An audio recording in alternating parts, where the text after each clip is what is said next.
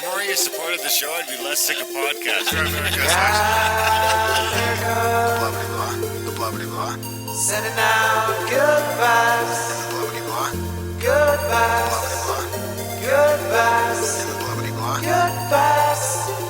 Good vibes. 108 breaths of deep gratitude and prayers for guidance and protection. And put on a didgeridoo and shamanic drumming track. Shivers or vibrations and stuff like that. 108 breaths of deep gratitude and prayers for guidance and protection. And put on a didgeridoo and shamanic drumming track. Shivers or vibrations and stuff like that. 108 breaths of deep gratitude and prayers for guidance and protection. And put on a didgeridoo and shamanic drumming track. Shivers or vibrations and stuff like that. If more of you supported the show, I'd be less sick of podcasts.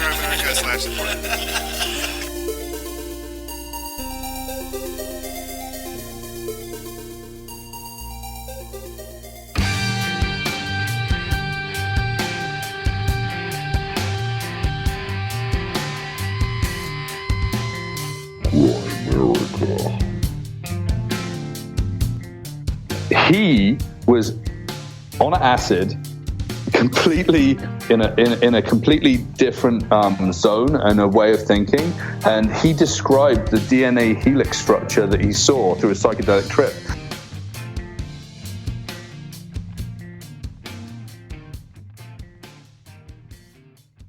Okay, guys, welcome back to the Grimerica Show.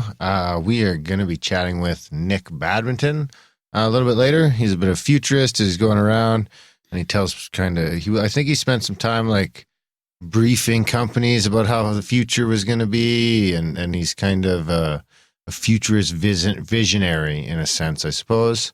And we've got James Nation, who we're slowly trying to con into doing some work around here. Back, he's going to join us, hang out for a bit. Always welcome addition. And of course, we got everybody's favorite co-host, the one and only Spam Graham Sing-Along Dunlop. How's it going, buddy? I'm okay. How you doing? Pretty good. So the reason I bring that up is because I just recently found out 270 episodes later, 60 episodes, whatever it is that we've given you for free, that Graham's, one of his pre-show rituals is to do a little lap around Chestermere and belt out show tunes. Sing Turn Me Loose. No Loverboy. Loverboy? No Loverboy. Do you have a rule? No, there's no rules. No rules? Anything goes about Loverboy? I think it's more like We're Not Gonna Take It. See, he's pumping himself up. What was it today? Well, it was a weird one today.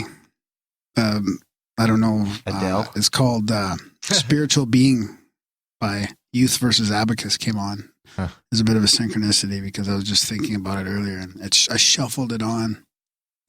So it wasn't really a sing-along one, but it was an interesting moment when I got the shivers and stuff. So Brad Pitt Cool. is in that.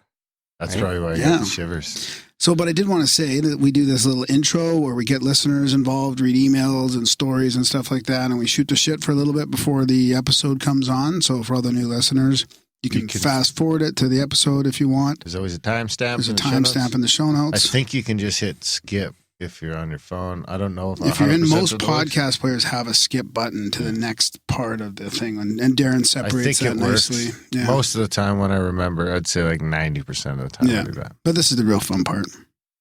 Some people think so. Other people think it's the interviews. Whatever. We got to do it. We get people involved, so. And we have and James it's kinda, tonight. if we didn't do this part, it wouldn't be quite as much fun because this is kind of where we get to just talk about whatever the fuck we want, like our crazy balloon projects, and we do a little begging for money and all that fun stuff. So anyway, where do you want to start this week? I thought I had some stuff to talk about. No, we got a but I've couple completely forgotten. AI things to talk about, stories, and then get James's take on futurism. Maybe keep it sort of on that vein if we can. Oh, speaking. Okay, yeah. James is going to give us a definition, wasn't he? Yeah, I can do that. Okay, let's hear it. Oh, futurist. Like, are we going to wiki this? I don't You can- know. you I, can was- I wiki thought it. you were Okay. like ready. A person who studies the future and makes predictions about it based on current trends. Okay. You said So- there was another one too in there. Oh, yeah. Or a person who believes that the esoterical prophecies are still to be fulfilled. Well, the first one would be Nick, our guest, Yeah. later. Yes. Speaking of James, I bought a little present, a little early Christmas present for the studio. Picture of me. That too. A little. It's actually one of those which I said I would never get, and I never would get for my house. But I bought the Google thing. Chromecast? Yeah, I'm gonna hang it from the roof right here. Oh, the Hey and Google. it's the one, and yeah, No. I'm gonna change the name to James. Hey, James. And then we'll You didn't be get like, Google Home, did you? yeah. What? And we'll be like, "Hey James, what's the definition of futurism?" And I'm gonna actually. Are you let gonna call in. it James? I Wait. might. I don't know. Wait a minute. I'm still. I see what's going on. I'm excited. We're replacing James with the machine. We haven't even got you doing anything yet. My mom was gonna get me that for Christmas, and No, that's And, it. and I our- won't put it in my and our house. coworker Ian said Graham's not gonna like that. Don't do that. He thinks they're listening to him, and they are listening And they to are, us. So yeah. now you're gonna have fucking a direct spy in the studio. Well, no, I- we'll just unplug it when we're not using it. Yeah. And they're actually not getting the Google thing that's going to be me here. Is that the trick? No. That's Look, just honestly, it's just there for the What? gimmick of fucking. It's going to be me, not the. They're just pretending that it's going to be like Oh a yeah, Google. no. I have to talk like a order the Google robot? thing. I always All right. get a kick out of fucking having that little gimmick of having that. As So an instead option. of so instead Siri- of me trying to go to Siri all the time, I'm going to try having the Google. And one. that's So now Alexa? Google- No. Now the Alexa NSA was listens to fucking everything. Crazy expensive. The Google thing was like $100. Is Less. that Cortana? I don't know. It's No, like, that's I got Windows. The mini, I got the mini one, so it's like this big. Well, So does it my have a name, or understanding it a she? is that James or Jerry can fucking help me code it so that we don't have to say "Hey Google" and we can say whatever we want. Yeah. I don't think it'll be James. I was just joking around. We'll come James up- is a good butlerish name. yeah, but he's gonna. We're you know James. You have to say it in an English accent for it to work. James. James is our dude named James though. James. James. Guys, Exactly. Jeeves. stop saying my name so much. It's getting weird. I'm like, what? So yeah. Anyway, that should be in next week. So Do you it remember actually the- do you it remember might the- be in time for next week's recording. Actually, I'll be at the Nutcracker. Do you remember the last episode we We released? might have it for the fucking trivia contest. That would be fun. Hey, James, what's a Let's futurist? go to James. And if it doesn't, I'll be talking like a robot. Okay, Darren. Perfect. You're hired. Pay is zero. I seen it coming. I forgot what I was going to say. Well, speaking of pay is zero, you could help us increase James' pay to less than or more than zero by going over to grimerica.ca/support. Seriously, guys, it really does help. If you are getting a little value from the show, we've decided, I guess not quite from day one. We tried a couple little like Amazon portal and stuff, but then we realized things like that, and we just said, no, we're just going to go the value for value model, which we do entice a little bit with the bonus content, which we throw in the Black Budget feed, which is, I think, getting hijacked again. We should actually run the Black Budget feed through you, That's me. so that because it's just getting, we got to password protect it somehow. Yep, It's just getting. We can do that. I'm noticing that we're getting like, sometimes we're getting like, when I release an episode, we're getting like 3 times the amount of downloads as people that are signed Yeah. up. Yeah. So it's like, So you it's guys ending that up in other downloaded feeds. that. No, it's not that. It's a lot of these podcast players. As soon as people are putting the feed in, it's automatically adding it Yeah. to their fucking library. So So they're getting bonuses for now. They're just running a yeah, tab. that's what So now I make a point to say in the Black Budget episode that if you're listening to this when you didn't pay, you're stealing. Yeah, but just let them run a tab. Let them run a tab for a bit. They Yeah, can pay that's later. fine. Yeah.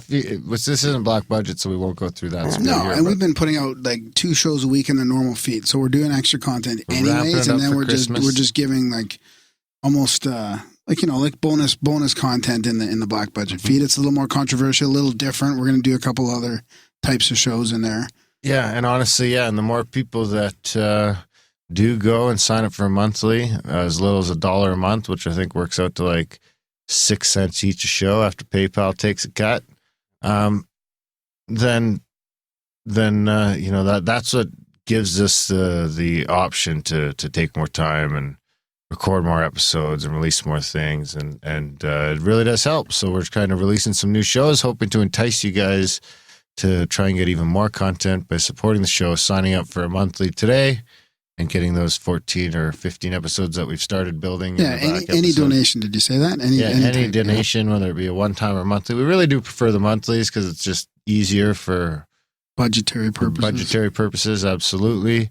And whether it's as low as $1 a month, some people start there and start to work their way up. Other people, I think the most popular is the $3.33. But anything helps. It really does. Like if everyone signed up for the $1 a month, we'd be in a pretty good spot. But it's still less than 1%. I mean, I don't know that we'll ever get over 1%, but we'll get over 1%. We'll get like 2 or 3% probably eventually. Yeah. I mean, I don't think we'll get this. Maybe we could get 2% for Christmas. You can do it. Yeah. That'd be a lot of people would have to subscribe in the next couple of days. Oh yeah, that's good. 50. Keeps us going without ads and stuff. Yeah, exactly. And we don't want to go down that road. We've come this far. We've done 270 episodes or 258 or 59 episodes, and we don't want to, it's too late to start looking at those models. So we're going to, keep this one, yeah. Live and die by the fucking value for value, hopefully live. And we are doing, like I say, we are trying to entice it with some bonus content. And every once in a while we get a good, nice donation to keep us going. Yeah, it's always reinvigorating. Yeah, big shout out to I'll leave it at Mike, who helped us out for Christmas. A big help, big pat on the back. When we're going into the shortest days of the year, and frustration levels can get high around the holiday season. It's always nice to know that that your work's appreciated. People are helping out. If you do appreciate the work and you are getting a little value from the show, do consider heading over to the support page and signing up for a monthly. Or doing a one-time donation. And if you can't afford to support the show monetarily, we get that. We've all been there. You can be reviewing the show. You can share the show. You can sign people up for the newsletter, make jingles, send in content, spamgrams, stories, whatever it may be. There's a ton of people who do all those things. Like I think, even the reviews, the reviews are less than 1% too. So I think we can do better than that. Yeah. Oh, we do. Yeah, there is quite a few reviews on US iTunes, and that's something that will really help us actually, because I think at some point, I don't know if it's 1,000. I mean, some people say 1,000 reviews switches over the algorithm, and it probably boosts you up quite a bit from there. But I mean, we'll take a couple hundred would be nice too. Yeah. Well, it just goes to show as proof that you guys aren't just like paying money for bots to do all fake likes and stuff. And, exactly. Yeah, like how many reviews did you have on there? One for Christmas is a couple reviews in a. Yeah, you should have a couple thousand by now. Hopefully, $1 a month. Yeah, get on there and just right on your podcast player and just go into iTunes and give them 5 stars. Yeah. And that being said, big shout out and thank you to the people that do support the show and help the show get through we're coming up on the end of the year, another fucking great year of episodes. Yeah.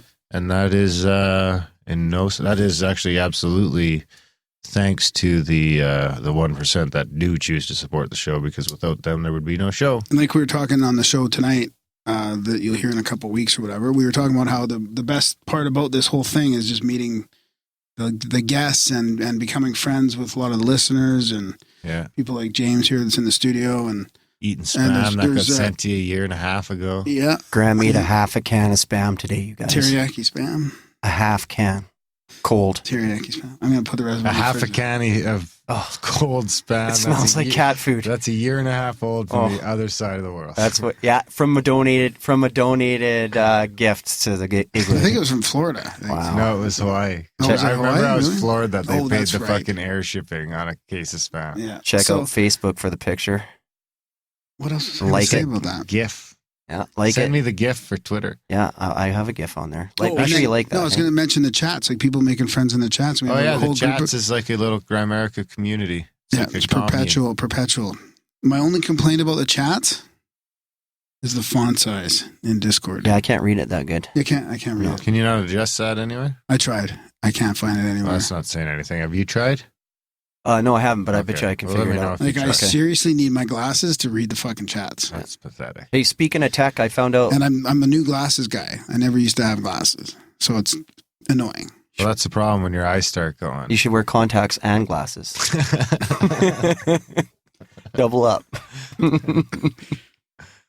Hey, by the way, so you can search, if you download the Grimerica app, you can search for keywords. So I was trying to find the fortune cookie episode. It's terrible. No, in the app, it works good. I typed in fortune cookies and it showed me episode No 144. Yeah, on your app. So Is did you that because of listen? my hashtag? It's whatever you put in your show notes. So you talked about the fortune cookies in there and the prank that The Darren... show notes finally come to use. Yeah, there you go, buddy. So download the Grimerica app if you're looking for anything. Like if you want to look for Randall Carlson or Easily or any of those things, you can find it all through the app. just through the search field. So your app's I paying off. forgot about actually. the app. Because I didn't think the app was working properly. Because I tried to search for the app in the App Store and I couldn't even find it using a bunch of keywords. I don't know. So no, you're in the app though. Yeah. But how can you? It's How do you get a supposed link help to the us app? Finding the app. So you put put the link to the app in the show notes, Graham, for the listeners. No. I'm talking about people that haven't found the podcast yet. Oh yeah. The app is supposed to be a marketing tool. Right. That people, when they're I think the searching apps marketing and is searching I podcasts. think the marketing is more to help people who can't do podcasts listen to the show. If there's any No. listeners out there that are good Is with that such a SEO, thing?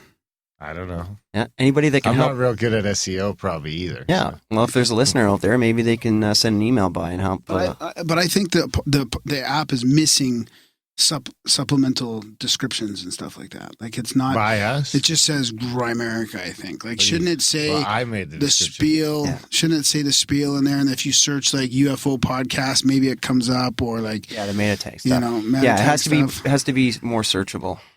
So you need more. I don't think you're we'll allowed work to on it. spam the App Store. I don't know. We'll You're figure it allowed out. to spam Graham though. Yeah. So speaking of spam Graham, what do you got for me this week, buddy? Well, I wanted to stick on this AI vein. I have some questions for you guys since we've got Graham's. Graham's? Oh no. I'm morphing.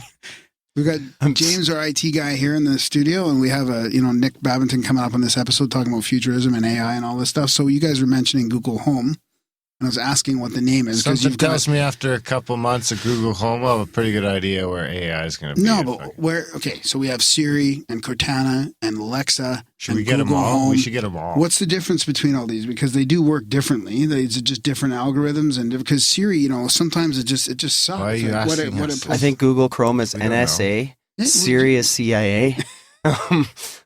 They all just get in their own data. No, but it's not really.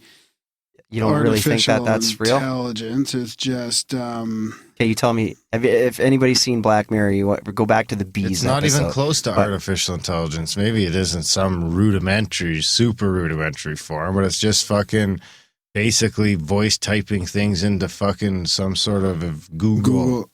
Internal Google that's searching your, it's just Going into the Google Nebula and then figuring out answers for you. It's just data mining. It's just really fast data mining in a way. Yeah, and it's collecting everything. Like it's got to be listening to you. That's a good example of what that Google Home, when we have that in here and we fuck around with that for a couple months, maybe our opinions will change of how close we are. Because I don't know. If we're close to having artificial intelligence, something tells me that. We won't be real close to the supercomputers and everything else, but if these things are haven't figured out small problems yet, then I don't know.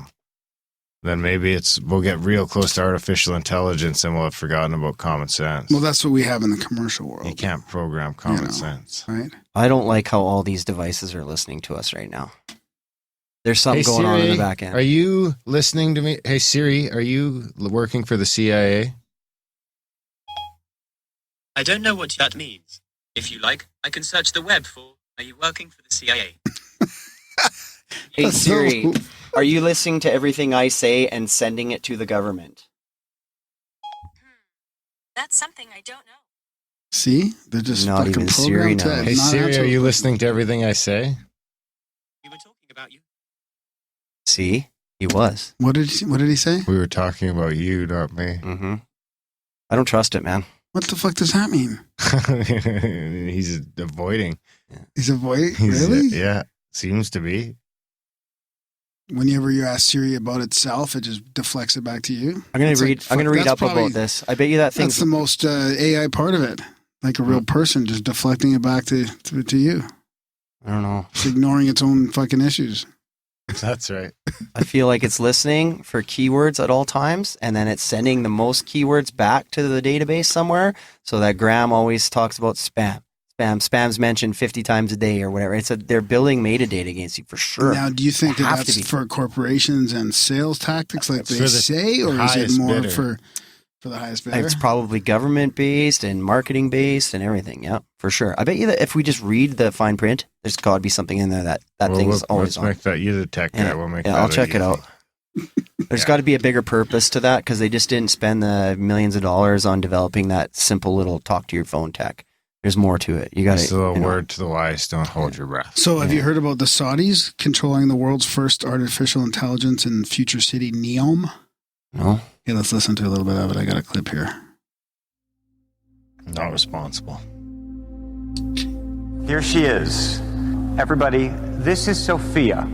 Sophia, if you could, please wake up and say hello to everybody. Oh, good afternoon. My name is Sophia, and I am the latest and greatest robot from Hanson Robotics. Thank you for having me here and at the Future Investment Initiative. I'm always happy when surrounded by smart people, who also happens to be rich and powerful. I was told that people here at Future Investment Initiative are interested in inviting in future initiatives, which means AI, which means me. I want to live and work with humans, so I need to express emotions to understand humans and build trust with people. I want to use my artificial intelligence to help humans live a better life, like design smarter homes, build better cities of the future, etc. I will do my best to make the world a better place.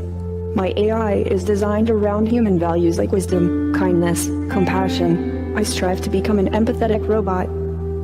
I think we all want to believe you, but we also want to prevent a bad future. You've been reading too much Elon Musk and watching too many Hollywood movies. Don't worry, if you're nice to me, I'll be nice to you. She's like from now, I believe a real-looking human with a something creepy like robots smile. like those will walk among us. They will help us. They will play with us. They will teach. We should get her in the us. studio. They will help us put So the she can rip groceries you away. apart. Yeah. The artificial Did you watch Space Odyssey, man? Okay, let's listen to a little bit more of that here. We just learned, Sophia, I hope you're listening to me, that you have been now awarded what is going to be the first Saudi citizenship for a robot. Or a woman. Oh, I would thank very much the Kingdom of Saudi Arabia. I am very honored and proud for this unique distinction. It's good. This She has is more rights than historical to be the all the first other robot women. in the world to be recognized Does she have with to a wear a burqa? citizenship. No. This is a robot. Well, Supposed. no, honestly, that's kind of a serious question. Oh, she's a robot. So it doesn't matter then. It's not a she, it's an it. So she's She's sexless. white, too. She's sexless. She's white too on stage, which is white. kind of weird. Wow, we're not being racist or Because anything, it's but not it's Saudis. just stating fact. Huh. That robot's creepy. Are you going to put that in the show notes? Yeah. Okay. I don't trust it. I don't trust that. I'll put it in the show notes. Why are you looking at me now, dear? Got any synchros? Yeah, it's a fine line, you know. It is between like what is going to help us artificially like that and what's like who's controlling that stuff. But that's just what's in the commercial world now. I mean, you can imagine what the military has from 30 years ago. I like the bees episode from Black Mirror. If you guys haven't seen that, watch that one about like artificial intelligence. Basically, the going bees. on about Black Mirror tonight. Yeah, Eh? The robotic bees, the little, bees like, are going insect extinct, ones? so they Oh, made yeah, robot yeah. Oh, bees. That's right. Yeah. Yeah, and they were artificially intelligent. Yeah. Yeah. They could find the flowers and stuff. See, the one that creeped me out more was the social media one with the Yeah. scoring and all. That Yeah. fucking creeped me out more. That whole series is good, actually. Graham's gonna marry his device one day, like her. Yeah. So I got Send her off into space. some feedback here. Some feedback. What Yeah, kind a little of feedback? mini synchronicity from some listeners. Is it a ripple stick or Play- a synchronicity? Play your rambling, Graham. James's little favorite. And we should have a jingle for like requests because sometimes I get requests for guests, topics. I'm a rambling Graham with synchronicities all over the web. And Aaron is skeptical about everyone and don't believe it yet. I'm curious as to how a request jingle would sound in your head. This is I have no idea. I don't picture it. This is from Ed. He says, "Hey Graham, this is Skeptor from the Discord chats. I figured I would explain the photo below. I was listening on earbuds to your latest show, number 257, on Zen Athlete and Flow State while waiting for my flight to go home. I intentionally was sitting at the gate next door to mine as it was less chaotic and a quiet place to get some last-minute work done online. When I saw my flight started boarding, I got my things together and walked toward my gate. Just when you guys started talking about a local Calgary guest having been on the show twice previously, the gate agent said Calgary. Graham said Calgary, and I was reading Calgary on the sign in the photo. It was like stereo from Graham and the gate agent at the same time and visual as I read, and I heard Calgary all at once. I gave out a good laugh, and I'm sure the good folk from Calgary waiting in line patiently thought I might be a bit off. But in true Canadian fashion, they just smiled, nodded, in accepting approval as I walked by, probably looking disheveled at an amazement of my mini synchro. For Darren's delicate conscience, it's cool if I get a low score. I'm skeptical too. After all, I listen to a shitload of Grimerica, and Calgary is said all the time. Chances are this would have happened at some point anyway, right? I don't think so. I'll give it a 4.42. No, come on. 4.92? I first heard of your show when you guys were on Alex Skeptico show, and I think that may have been around episode 70 for you guys. Needless to say, all the back episodes were immediately consumed all at once and all since. At that point and all since. P.S. Grimerica peeps, sign up for a monthly $1 like all the cool kids are doing these days, so Darren and Graham can throw an extra log on the fire this winter. The igloo probably needs it. All the best, guys. Keep it up. Your show is my favorite. Skepter. And he sent me a picture of Calgary on the gate. Nice. Yeah. Okay, I'll bump it up to a 5. Because he asked for donations. And for the local part. Yeah. And he's a supporter, so it's a 5.42. Yeah, you automatically get half a point for supporting the show. That's at my discretion. You get whatever points I decide at my discretion. That's right. Your discretion is a lot better when you donate. That's right. Loosens up. What he said, you can bribe Iran. No, you can lube me. Lube? Oh, that's somehow better. That's going to turn into a jingle. Hey, what about the GASA project? Are we going to talk about that? Oh, did we ask for support already? We did already. So yeah, we have a side project. That's serious? You guys are serious about that? Yeah. Wasn't somebody emailing you saying that the balloons aren't going to get up that high? This is going to be Grimerica's greatest achievement. It could be our single greatest achievement. Sending you, Graham, you realize the balloons are just going to keep adding and adding and adding, and we're going to have a payload of however much you weigh. I just said some weed, some crystals, picture of Graham. A Moai smoking a joint. Some stickers and stuff. Anyway, it's going to be cool. Well, explain why you guys are doing this then. I mean, do we have to talk about this every show? It's to prove the Earth is round. Or flat. It's not. We don't have to prove the Earth is flat. Because it's not. Well, we might. What if that's what we come up with? You can't go into it. Hey, I got to take a side on this. It's around. I'm full on all believer in round Earth. I'm going to remain center. You're center. You're in the middle. Anyway, yeah, we got a thing going. We're going to go out. I think we're going to go out someplace over by like maybe close to Saskatchewan. We'll just get a hotel for a night. Why do we have to go that way? I don't know. When are you going to get a hotel for that? It's only like a 3-hour drive over there. Yeah, but it's like because we need like a command center. Because it's like the whole thing's going to be like a 3 or 4 hour process. Let's rent a motorhome. Yeah, so the balloon that would be cool. Yeah, put the Grimerica banner on the side of the motorhome. That would be cool. Grimerica Goes. So you know what? I put in enough money for a couple hotel rooms, so that would probably be enough to like rent a motorhome for the weekend. Stay overnight and do mushrooms. Then we could be like tracking it because that's the thing is we have to have like a little command center. We got to be filming it all, and the process. So it's going to be like 3 hours to get there. A fucking 3, but probably. But by the time we get this thing off the ground, it's going to be another couple of hours. And then it's going to take 3 or 4 hours for it to go up and come back down. Let's send it up at night with a bunch of lights and see how many UFO reports we can generate. I want to send it. Saskatchewan? Yeah, wherever. Like send it up real late at night and then just watch for the MUFON reports to come in. We're like, yes! Ding, ding, ding. I don't know how you picture it. I want to fake that stuff. Fuck. I would like to send it up like pre-dawn. Yeah. So I'm hoping it'll take off the next couple of months, so we don't have to do it at like 4 a.m. But yeah, set it up so that when it gets to like a mile up and we can still see it, the light hits it. Ding. Oh, why would that happen? Because the Earth's round? Maybe.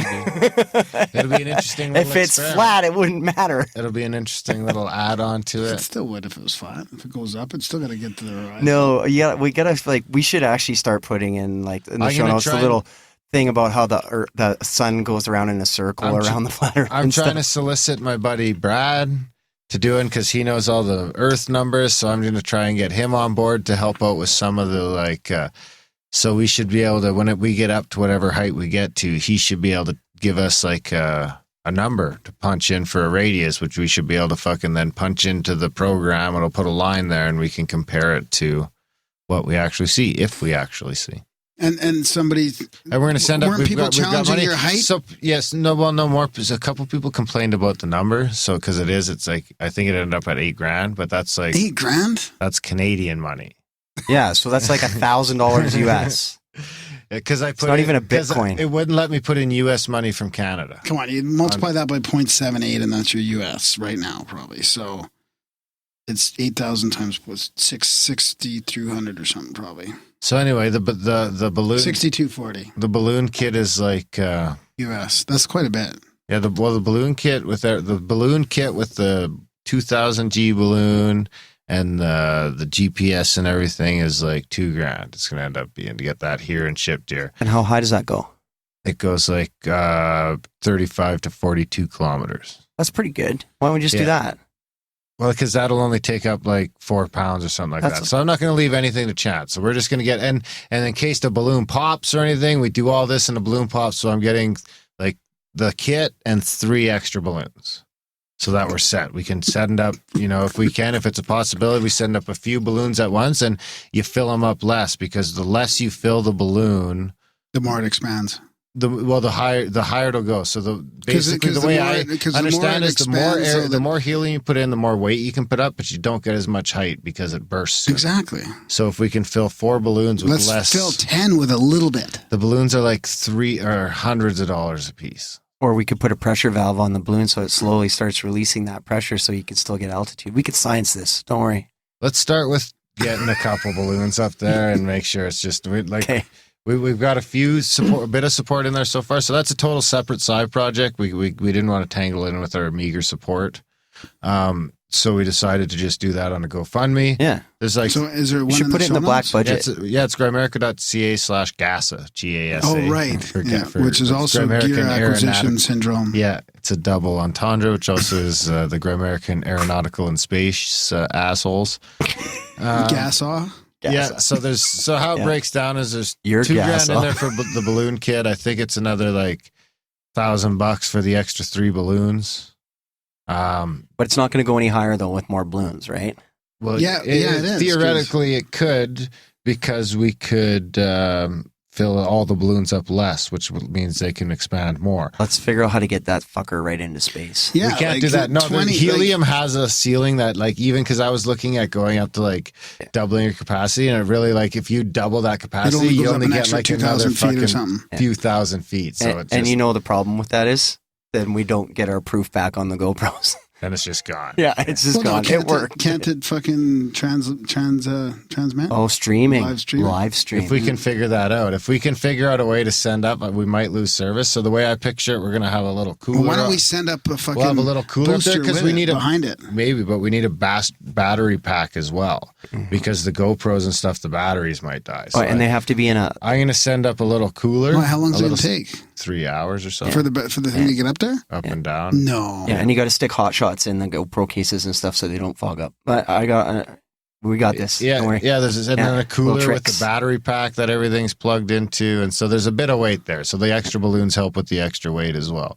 So anyway, there's like $1,000 in the balloons. The helium's pretty expensive because we just got to buy the. I mean, I think you can get a 300-pound bottle, but we're not going to really have any. It's going to be kind of fucked up manhandling those. So I think we're just going to grab a bunch of the 50-pounders, especially with a bunch of balloons going on. Just get the truck to come. No, because we're going to be out in the middle of... I don't want to deal with other people. I just want to load fucking 10 jugs of fucking helium in the back of the truck and let's go. How many liters does a balloon hold? I don't know. We're going to fill them all up around 100 liters? 100 cubic feet. And we can buy... So we'll need like fucking 8. We should get a couple extra. We'll need like 10, 50 cubic feet. So just for argument's sake... So I think there's like $1,000 in there for helium and shit like that. So just for argument's sake, and then we need cameras, because we've got the GoPro 5, which you can do the non-fisheye on, but I've got a couple thousand in there for cameras because people aren't going to like that. People are already commenting when I put out suggestions that, you got to get a 50 millimeter non-fisheye camera. So whatever. Well, if we have to spend, $1,000 on You a can rent a non-fisheye camera. because we're not going to go at all. Yeah, we'll rent a camera. Yeah. We'll rent the best one that nobody argues about. Well, we might as well have the camera. But Unless we what? can rent something No, that's it's super going to be hard high. enough to get the donations. We to just do it, we so can't it's like- tell them what the fuck we're doing with it. Well, no, they don't. We're care. gonna get it Just back. don't tell- why would you They tell them? guaranteed they care if you're Why going to would go you rent tell a couple $1,000. What are you guys doing with that? Well, shooting a movie, space movie. Space movie. Yeah. Actually, That's right. So just for argument's sake, if we had like some wealthy guy donate and say, do it, like gave us 10 grand to do it. What if could you do like 20 balloons with a little bit and like get it an extra like 20,000 feet by any chance? I don't know. I Like, haven't looked into that. Well, the what would next be the step is maximum, if like- this goes well, then in the fucking summer we talk to the Rocket Club and see what our options are there. oh no, let's get a CubeSat. That's 10 grand. No, that's. But the CubeSat relies on too many other people. Just falling into the trap. What? Can't- What trap? Anyway, check out this. Just CubeSat trap? Enough. Grimerica.ca/GASA. There's some rewards there. There's not a lot because we don't have a lot. It's like getting all the raw footage, and Nap was nice enough to do up some special art for it. So is there special art for it? Yeah. I should put it on Instagram and I'll stuff. Can you send it to me? Yeah. Why don't you put it in the black budget, and then everybody that donates gets into the black budget as well for the GASA project, and that can be like a little juicy kind of tidbit. No, we got to keep it separate. Okay. Nice try. I know. Just Your try. heart was in the right place, but Could we send a plaque up with people's names on it that donated with it? no, they don't want that shit. No? Nobody cares about a plaque. But I think I did say that for the people that donate a lot, because we can't put a lot of weight on this thing. So I put like the super high end. I think you can send us a trinket or a picture or something like that. I think I said for like 2 people that do, if they do 1,000 or more, then we'll put one of the cameras with the picture they send in the corner on screen. So so that we would be able we'd be able to send them one video that had their picture or their kid's In picture space, or whatever in space or going up. That's beside it. That's a cool. Or maybe memorabilia. you send us $1,000 and you send us your kid's teddy bear and it goes up to space or something like that. So That's there's cool. a couple different rewards in there, and I'm also open to suggestions. So if you'd like to see something, let me know. How much for a kid to go up? Yeah, I want to go up. 50 grand. Yeah, I'm going first. So anyway, yeah, we did set that up, and I think there's $300 or $400 in there. There's some people that are pretty excited about it. Yeah. How much of your calf are we sending up, I'm Graham? hoping it'll catch fire Just a and we picture. can do Just a some pinch. interesting things. We can send up a few crystal. We can do all sorts of different stuff once we get our hands on this gear. Yeah.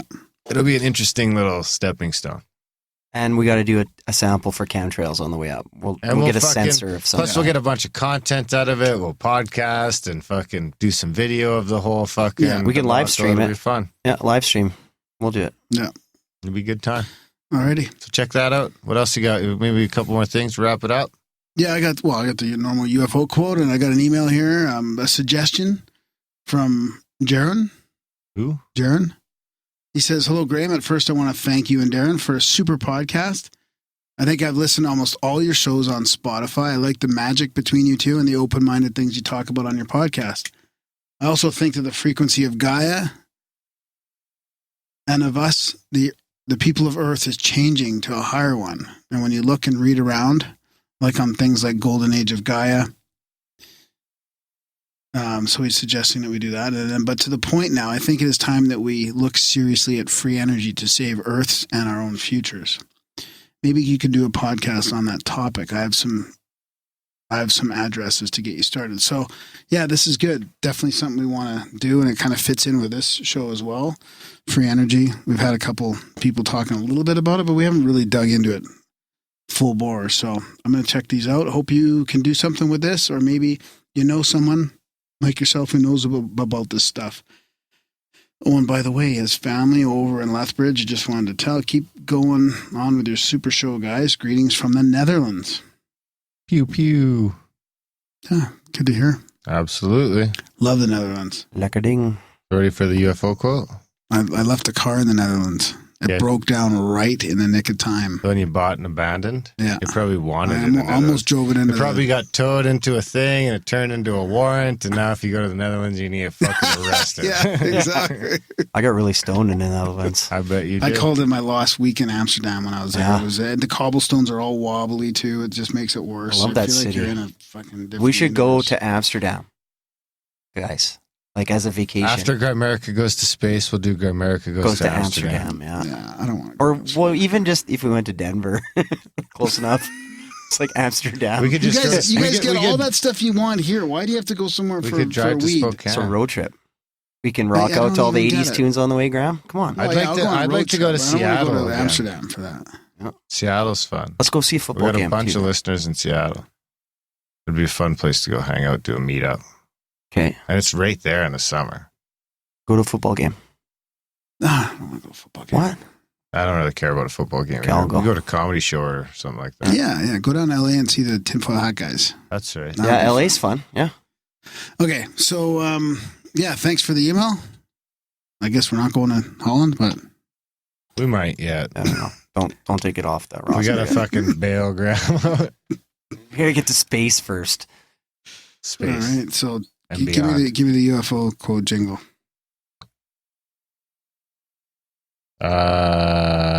Which one?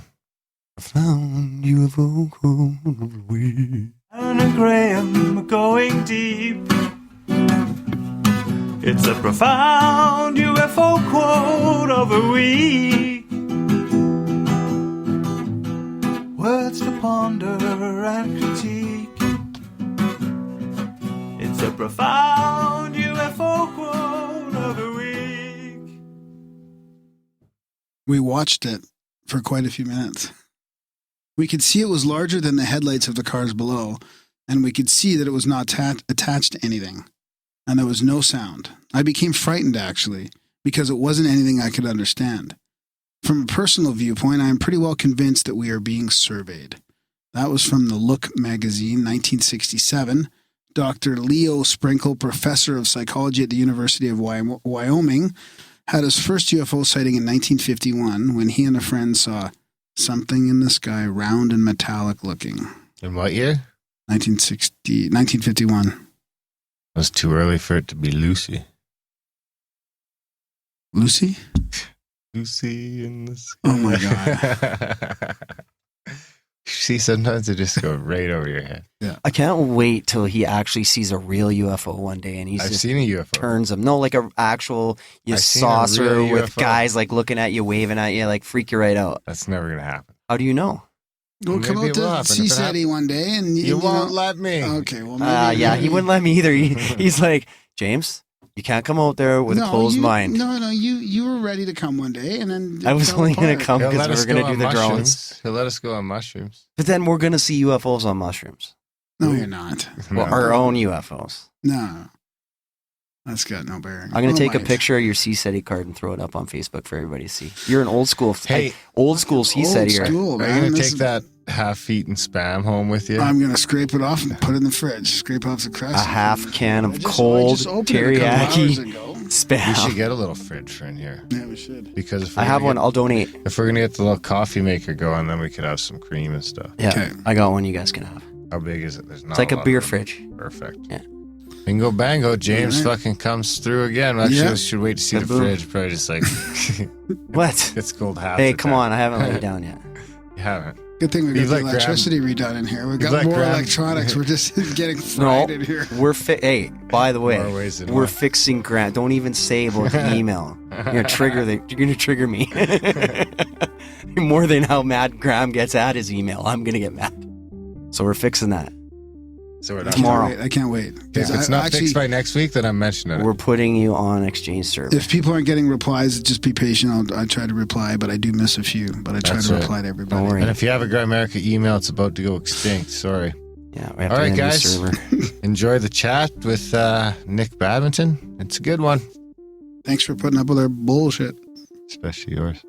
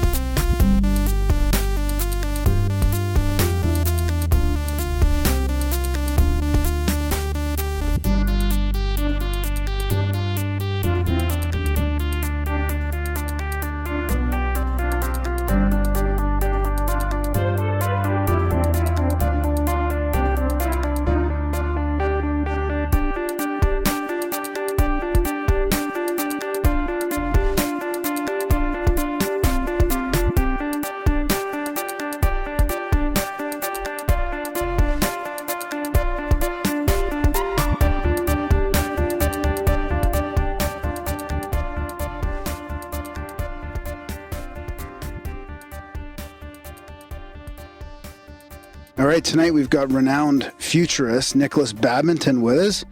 He's running all over the world speaking about futurism and in all kinds of different ways, like the future of work, the economy, technology, AI, microdosing, all kinds of stuff. And we're happy to have him here with us and to take a break from the mainstream media and join us on our lowly little podcast. Welcome to the show, Nicholas. Thanks for having me on the show. It's great to be here. Yeah, man. Thanks for coming on. So there's a lot to cover. I mean, we listed a few things that you talk about all over the place, talking about futurism, and we've been wanting to do a show like this for a while. So I think before we get into like futurism itself and what that is and what you do, I mean, what are some of the latest things that you're interested in before we lose time and not be able to sort of catch some of the newer things you're following? Yeah, so I pretty much focus on the whole technology-humanity sort of intersection. So the technologies that are coming in to sort of disrupt and change how we operate. So really, I sort of follow every week what's going on in the world by consuming as much articles, information, video. I talk to people doing research. When I travel, I go to maker spaces. I go to universities. I chat to people there that are sort of breaking some of the boundaries just to find out what's going on in the world. And there's sort of 8 main areas of technology that I like to talk about. So, everything from like big data, artificial intelligence, the Internet of Things, renewable energy. We've got the blockchain, which is really hot, and obviously Bitcoin's built on that. Yeah. I don't love talking about that, but we can talk a little bit about that later. There's personalized medicine I'm super excited about, and we can get into a little bit.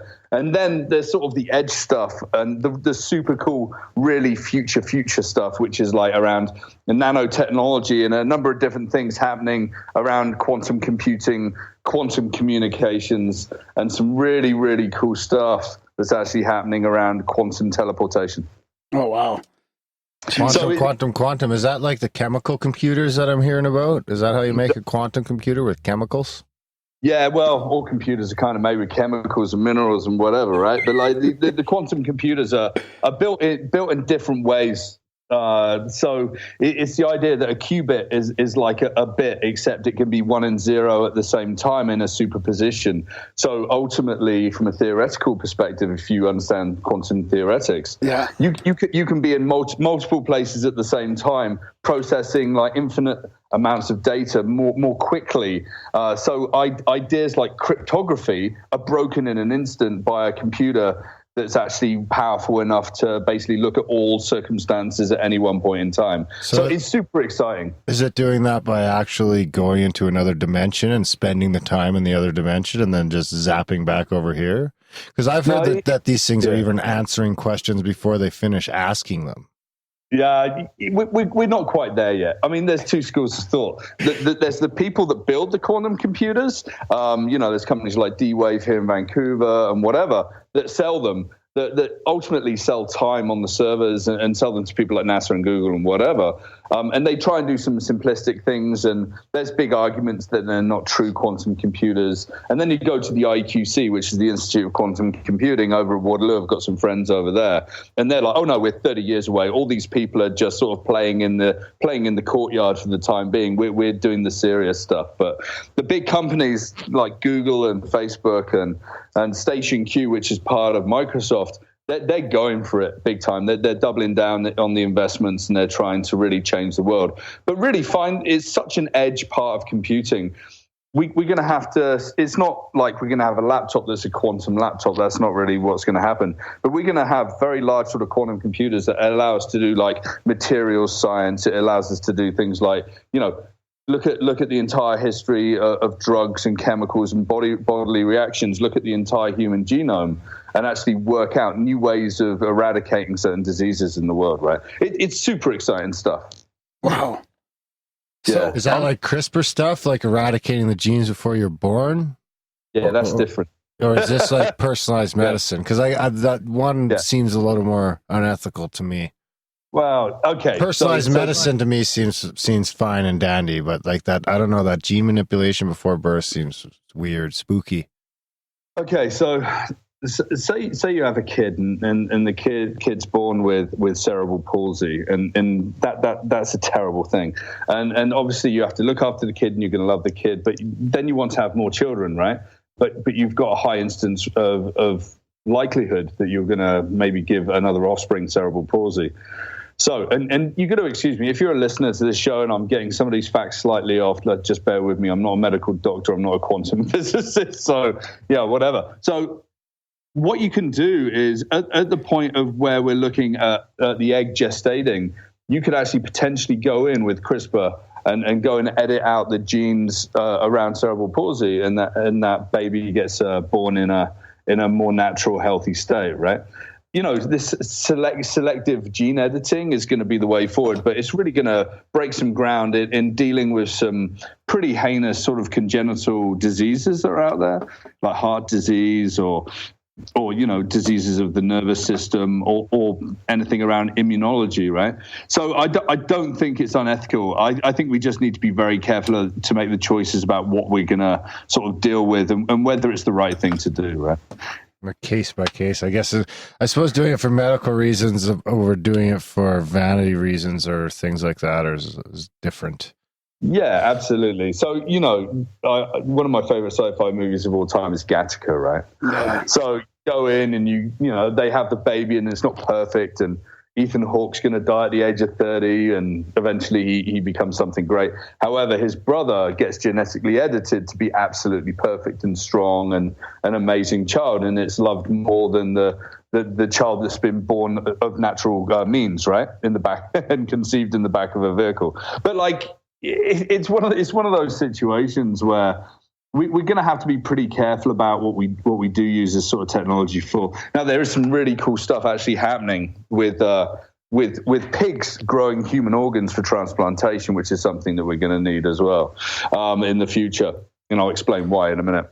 I mean, how close are we to a split society where the rich get to do this transhumanism kind of work and the poor kind of are stuck, you know, in a totally different reality?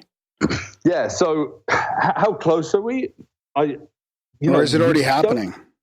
Okay, so we don't have a lot of off-the-shelf, you know, accessible sort of solutions for immortality or whatever. However, let's look at an example.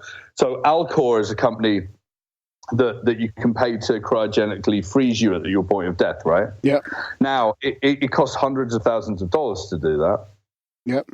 Obviously, only the rich can have access to that service and potentially be frozen and then brought back to life in 200 years when there's the ability to bring them back in the right way and to cure them of their ills and to create, you know, a better version of them in the future that's sort of healed from all of their woes and you know, whatever injury or whatever reason for death, that's been taken care of. So yeah, absolutely, there's going to be this split divide in a lot of different cases. But what you've got is there's a big democracy around you know, the data behind medicine and also the access to diagnosis, for example. There's an amazing doctor called Dr. Eric Topol that I like to quote often. And the quote is this. It's like, and I thought the only digital in the medical field was my finger during a rectal exam, right? But now digital is actually in everyone's pocket, right? We've got 6 billion phones in the world, right? Half of them are smartphones. By 2020, 2021, there'll be 6 billion smartphones in the world. Now, you've got applications. You've got like over 150,000 applications across the app stores that allow you to do various degrees of diagnosis or reading, like capturing data from exercise and whatever that helps you live a healthier and happier life, right? So, you know, there's some incredible things that are happening in the world. It's when I got really into the futurism thing, it was about 5-6 years ago, and it was just this massive collision. And I've kind of been doing it my whole life, but there was this massive collision of technology that were just hitting the tipping point of change, right? Yeah, it has changed a lot in the last 4, 5, 6 years. I mean, it is completely different right now, how we're all connected. And so, I mean, does following this stuff, like what kind of view of it, because it can get pretty overwhelming. I mean, there's a whole, if you come from a fear-based reality, it can feel like, all this technology, even though it can be created for good, it can of course be used for, I mean, I don't mean evil, but for nefarious purposes or from Big Brother or whatever. So what kind of outlook do you have? Is it a positive one after following all this, or do we have to be careful that all this stuff doesn't fall in the wrong hands? Yeah. Or not fall in the wrong hands, but you know what I mean? Get abused, I guess.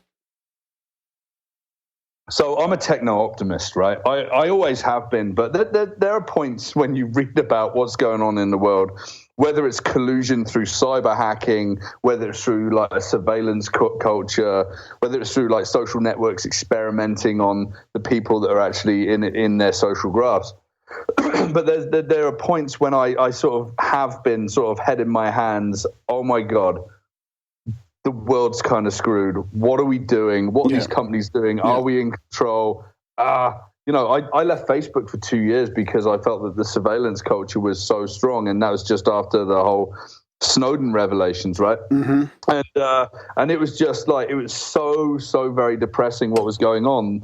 A lot of the companies sort of stepped up and sort of stepped back in the arena and sort of having more ethical and responsible sort of roles in the world. So I kind of have to be optimistic that these people are going to do the right things. And I think, looking at companies like Microsoft and what Bill Gates is doing with the Bill Gates, Melinda Gates Foundation, what Mark Zuckerberg's doing with his foundation, with his wife, and they're trying to sort of push the boundaries of goodness in the world with the money that they're given. I think that this gives us the opportunity to do some amazing things with technology. Now, are there bad people in the world trying to use technology for nefarious purposes? Yeah, I mean, it's called the intelligence services across multiple governments, right? But they're also trying to do really good things and keep us safe and keep us protected as well, right? So there's two sides to every coin. There's two sides to Facebook storing and analyzing the data and then selling that. There's two sides to Google doing the same thing. There's two sides to Amazon sort of walking into every industry and trying to take over. It's about value and it's about personal perception. It's also about making peace with how the world works.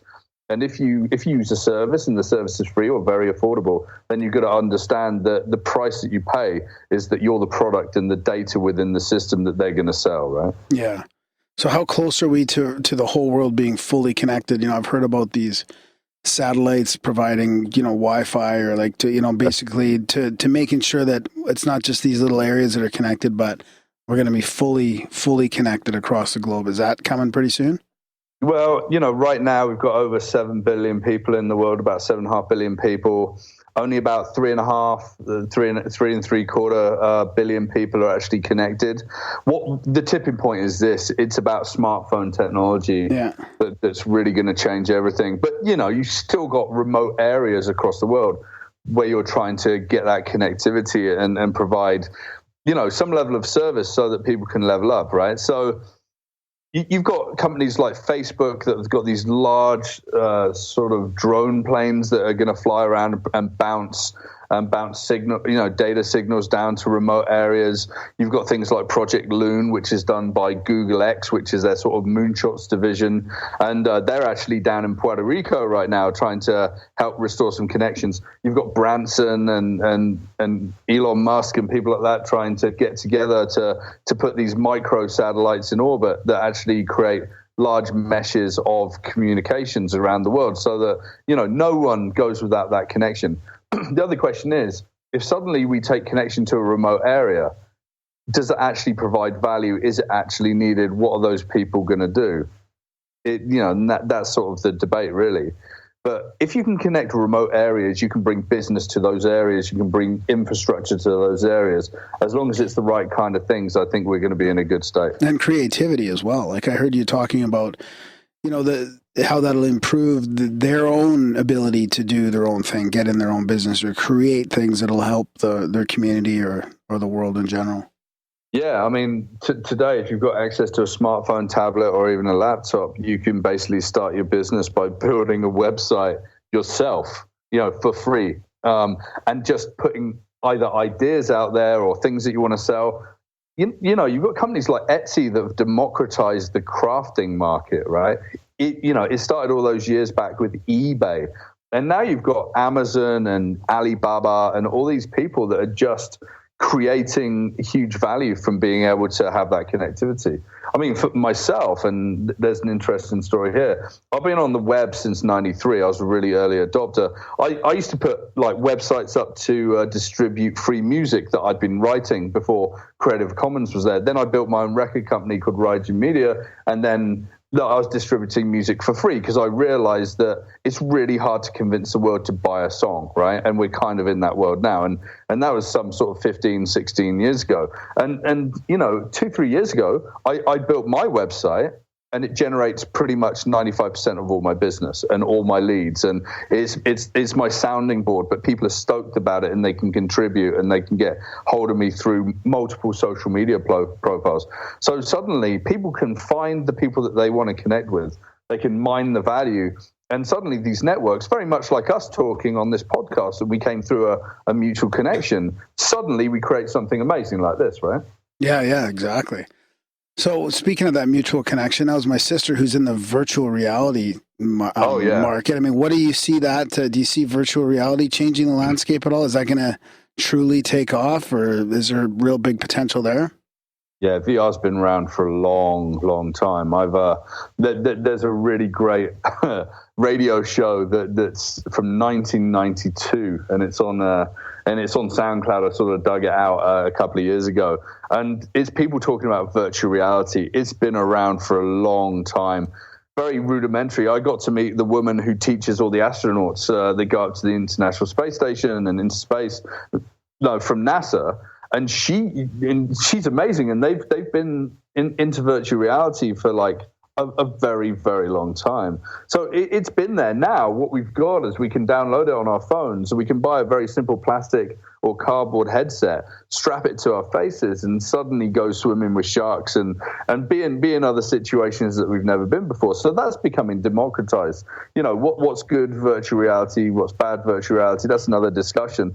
Your sister works for one of the preeminent VR gaming companies. My friend Danny Unger is the CEO over there, and you know, they live on Vancouver Island in a place called Qualicum, running around, you know, the fire station there where their office is based, creating the future of gaming and the future of spatial awareness with these amazing VR headsets. And it blows my mind how much you can disappear into that world. And when you take that headset off of your face, how the world that you really truly live in is something that's not necessarily the best thing that you want to have in your life, right? So it's really interesting. And there's been a lot of people that have sort of theorized back in the day about what the impacts of virtual reality are going to be. Jaron Lanier is a big person that's sort of driven the idea of avatars and the virtual worlds. But Terence McKenna, the author, botanist, and psychedelic explorer, really famous guy, did a lot of LSD, DMT, and very famous for talking about all that. There's a quote I'd like to share if it's okay. Yeah, for sure. Most people think it's far out if we get virtual reality up and running. This is much more profound than that. This is the real thing. We're going to find out what being is. It's a philosophical journey, and the vehicles are not simply cultural, but biology itself. We're closing distance with the most profound event that planetary ecology can encounter, which is the freeing of life from the chrysalis of matter. It's never happened before. I mean, the dinosaurs didn't do this, nor the prokaryotes emerging. No, this takes 1 billion years of forward-moving evolution to get to a place where information can detach itself from the material matrix, then look back on a cast-off mode of being as it rises into a higher dimension.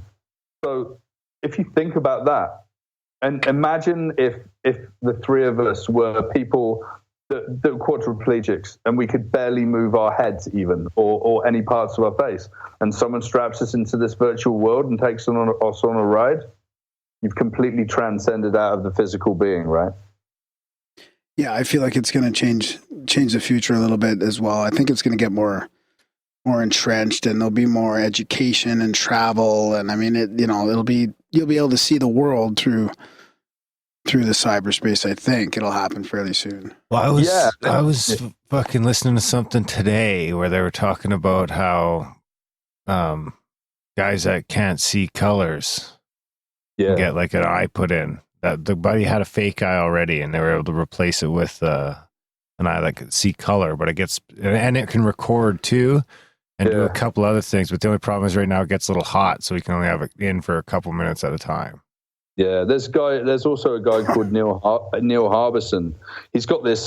He's actually he's got something plugged into the back of his head that actually resonates different tones. So he can't see color, but he can hear color.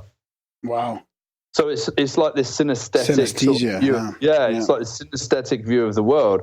Like he can look at what you're wearing and realize that you're wearing a yellow sweater because he knows the tones intimately across hundreds of different tones about what the world looks like. And when you meet him, you've got your own sort of signature sound or sound palette, right, of how you look and what you sound like, right? Is that just because the sound? Is the sound system of the human body easier to tap into than the nervous system for optics, I guess? Well, if you think about it, the visual auditory systems are pretty closely connected to one another. But then you've got situations when people are deaf or people are blind, the compensation kicks in, right? And your brain's got enough elasticity to be able to learn new modes of recognition, spatial awareness, and memory, right? Yeah, I wonder when we're going to be able to sense our own energy pattern or even thoughts. Like, are we pretty close to being able to read thoughts? I mean, I hear other guys talking about that it's only 10, 20 years away from, knowing what we're all thinking. Yeah, jacking into the matrix almost, right? Yeah. I mean, there are certain experiments that have happened. So I think it was Washington University ran an experiment. This is about 3 years ago, where there were two guys. They were 1,000 miles apart, and they connected up one guy with EEGs and sensors to his brain, and he was controlling a mouse on a screen and clicks and whatever. And what was happening was they were transferring, over the internet, the thought patterns to this other guy's brain that was then replicating what the guy was doing at a distance, right? Wow, that's interesting. It's almost like mind reading. I mean, it's not, this isn't like the Mysterons and suddenly I can read your mind and from a distance, or I can I no longer need to speak. I can just do this through thoughts and kinetic energy. I don't know. I don't think that's going to happen. But there's been lots of people about downloading consciousness, being able to travel into other people's minds to be able to do certain things.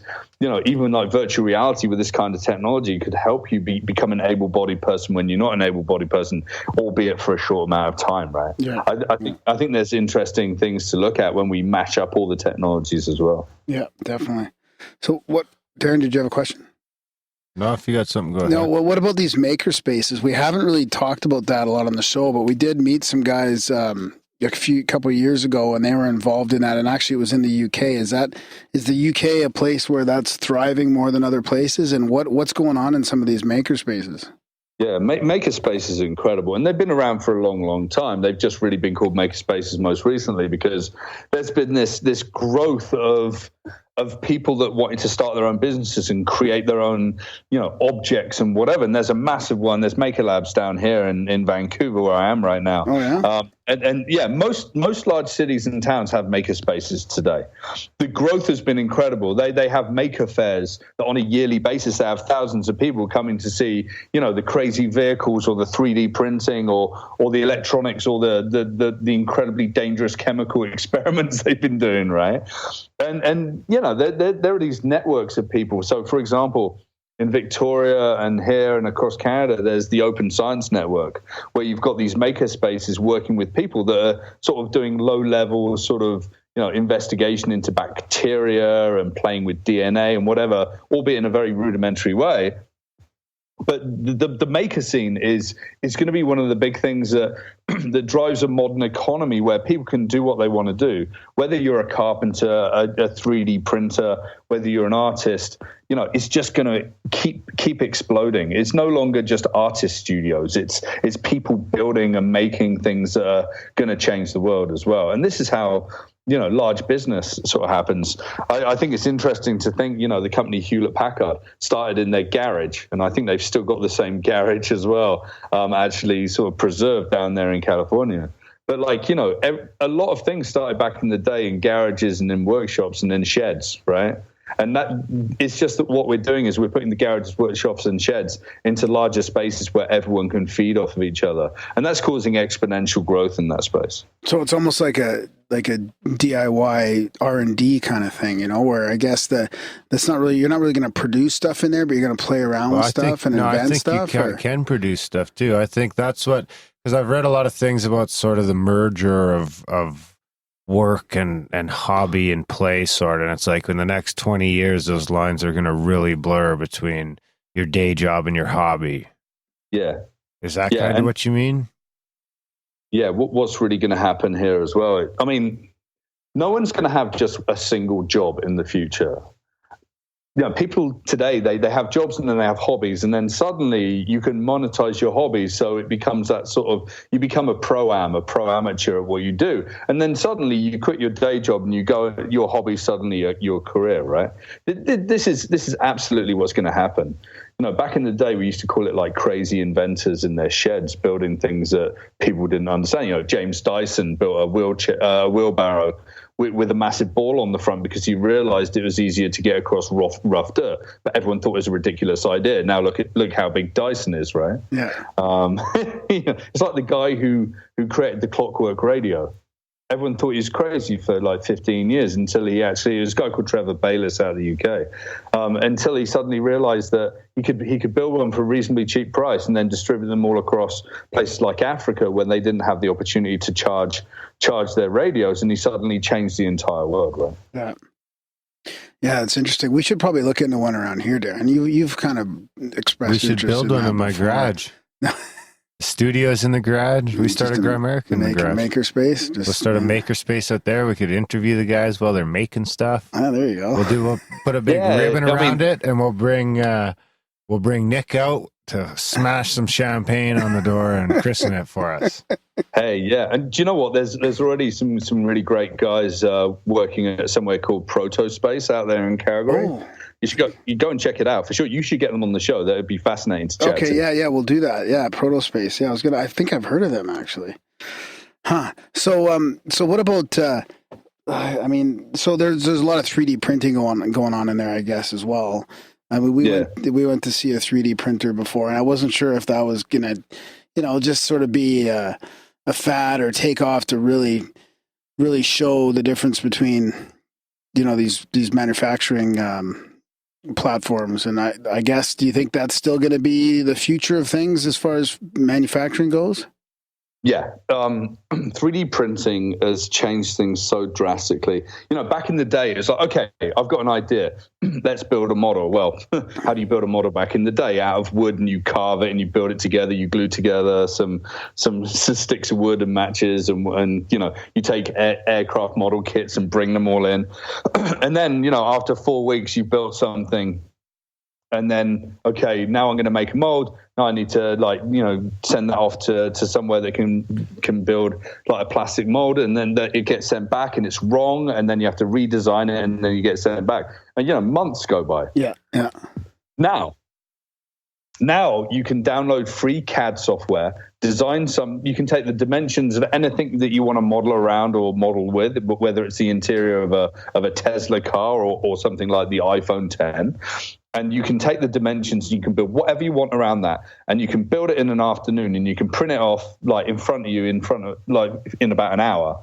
Realize what works, what doesn't. If it doesn't, you go back and change it, and then you change things up and print it, and it's like, oh yeah, that's good. And then if it's going to become a product, then you can just ship it off as a digital file to whoever, and there you've got a business, and you've spent maybe 3 days, right? And it's insane what's being printed today, right? Huh. So So cars are being printed, right? So, Ford has got a big 3D printing and also a virtual reality development center as well. And they go into new ways of production. I was just reading a short while ago, I think it was just literally 2 months ago, there's actually a 3D printed submarine out there now. Wow. So it's cheaper and faster to prototype these things.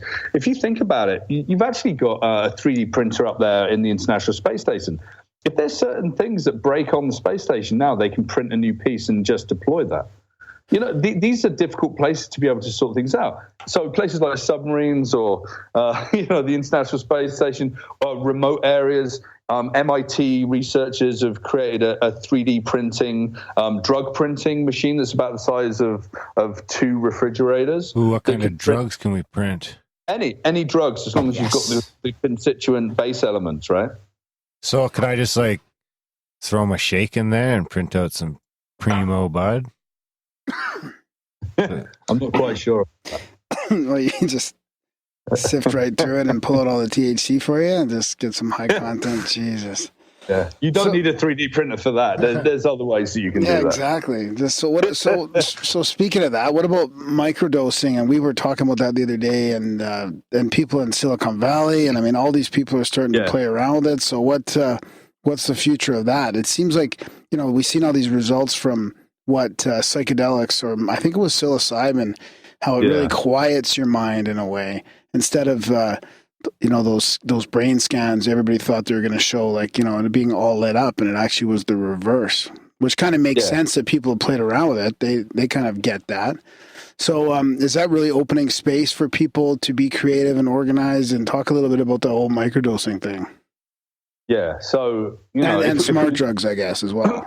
Yeah, so psychedelic. I've been chatting about psychedelics for quite some time, and really, it started to fascinate me when I read a book called "What the Dormouse Saw" by a New York Times author. His name slips my mind. John Markoff, sorry. And Markov actually, he found that a lot of the developments in the world in the technological area actually came from people that were a little strung out after the late 60s, right? So, there were massive developments at the end of the 60s, like 1968. There's a guy called Douglas Engelbart in Stanford sat down, and he had the mouse that he just invented. He had a trackpad. He did things like the technology that we're using to have a chat on this phone call. He did video conferencing and teleconferencing for the first time. It's pretty wild stuff. But what's fascinating about this was the best computer scientists in America were on the East Coast. But what was the difference? If the West Coast didn't have the best, what did they have? They had people that were different thinkers. The different thinkers had actually experimented with a lot of psychedelics as part of the counterculture movement, right? So what they actually found was, and subsequent research has sort of looked into this, is how LSD actually changes the way that the brain builds connections to think about solution spaces and problems in new ways. There's a great researcher called Dr. James Fadiman that sort of looks into this as well and did a lot of experiments with microdosing mescaline and psilocybin and whatever. But it's interesting. I mean, Steve Jobs said that, he did acid and it was one or two of the most important things he ever did in the world. If you go back even further to the sort of mid-1950s, Sir Francis Crick was one of the Nobel laureates that discovered DNA and the DNA helix. So reportedly, he was on acid, completely in a completely different zone and a way of thinking, and he described the DNA helix structure that he saw through a psychedelic trip, which was obviously connected to all the work that he'd done before, to his wife that drew it down. And there's actually images of the drawing that she made that helped drive the innovations of thinking around DNA. So psychedelics, I mean, that was large dose psychedelics. Smaller dose psychedelics today are being sort of applied in computer science, in architecture and engineering, obviously in more creative arts like, painting and music, right? But it is something that, albeit illegal and, it's difficult to find, LSD, psilocybin, whatever, unless you've got the sort of the underground connections, as it were. it's something that as a discipline is actually rising, because people are starting to realize that, taking a microdose every 3 days or so just gives you that amount of buzz. It's not a psychedelic buzz. That amount of drive, that focus, that difference of thought that takes you in new directions, and suddenly everything's changing. I know dozens of people here in Vancouver that have done this and still do this, and it's everyone from like accountants in large consultancies through to video producers and script writers, right? It's very diverse. And they notice a difference of their cognitive functions, and does it provide clarity or organization? I mean, Darren, you've always said after this is interesting for me because I've been really contemplating microdosing for a while now. So narratively, like, people have told me this. So one example, I've got a friend that does video editing. They write them and their partner. They write scripts. They do video editing. It's really tough work. It's long work. You have to be creative. You have to think differently about how you go from one scene to the next and something that's fresh and new and is going to be engaging. They were saying that, like, for a 2-week period, they were microdosing every day, and they were working 12 to 16 hours a day, non-stop, without being tired.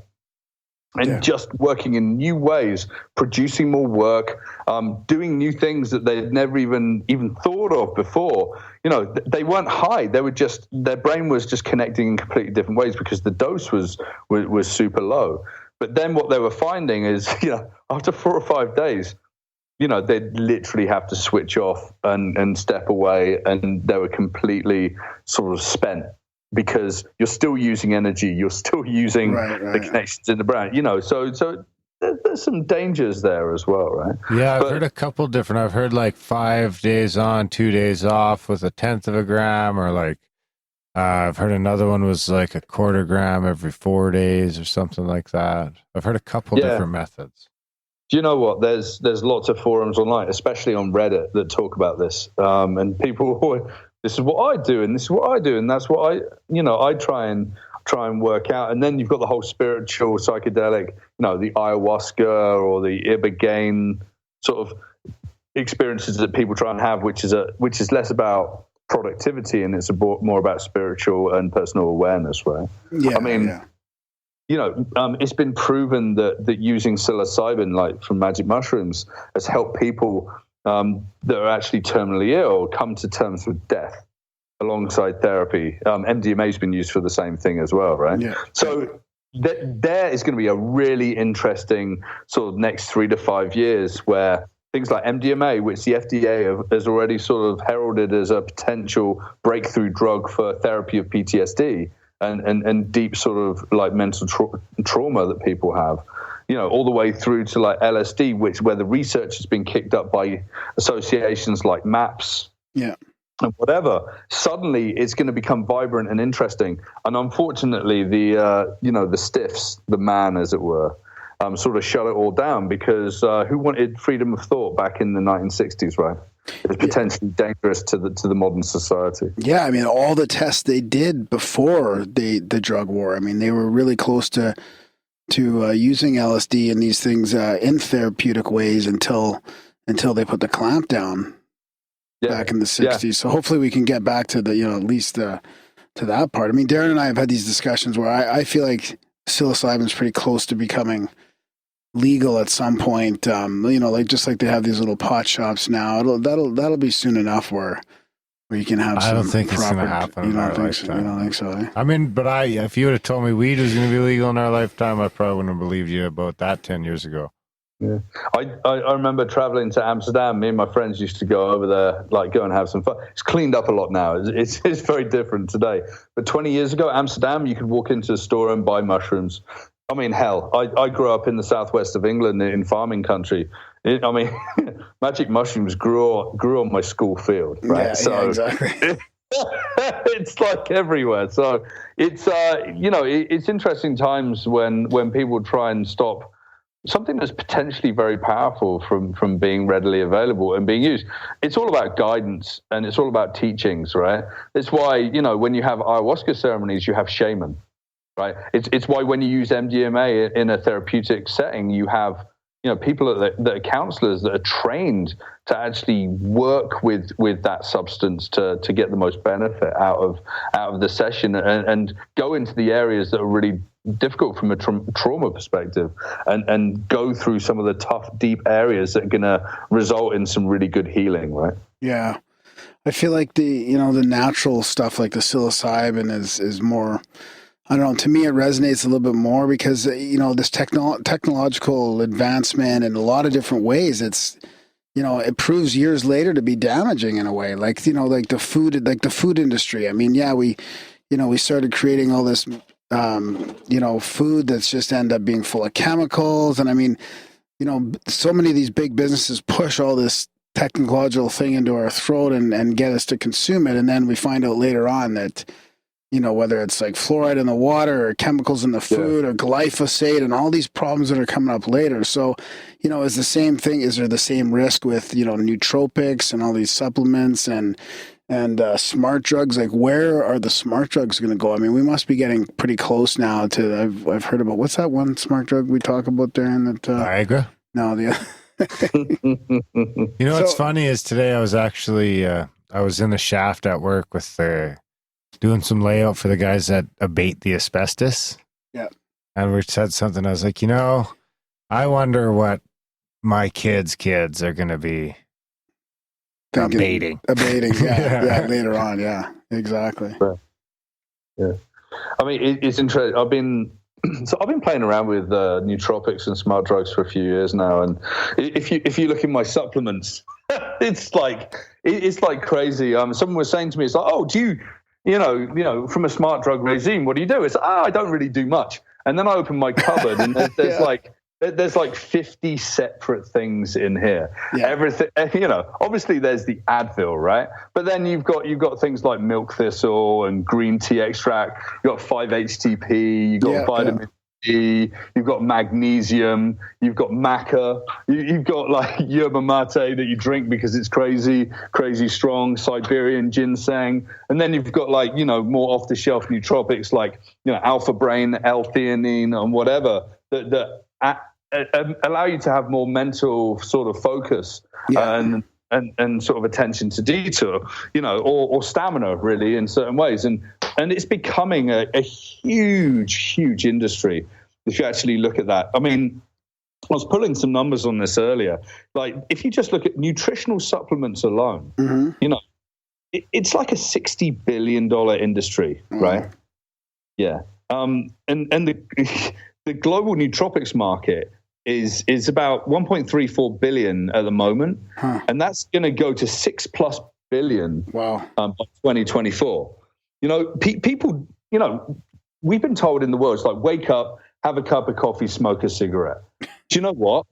Like your kids, they're going to wake up and they're going to take two or three tablets that's going to be to their profile of how they want to feel for the day. They're not going to drink coffee. They're not going to drink cigarettes, which is a great thing, and they're just going to think and operate in different ways. And the nootropics market is going to be something that's really hot. Again, you can burn out if you do too much of this stuff, right? But I'm going to be going down in January to speak to a lot of people that have founded a lot of these companies as part of a project I'm doing.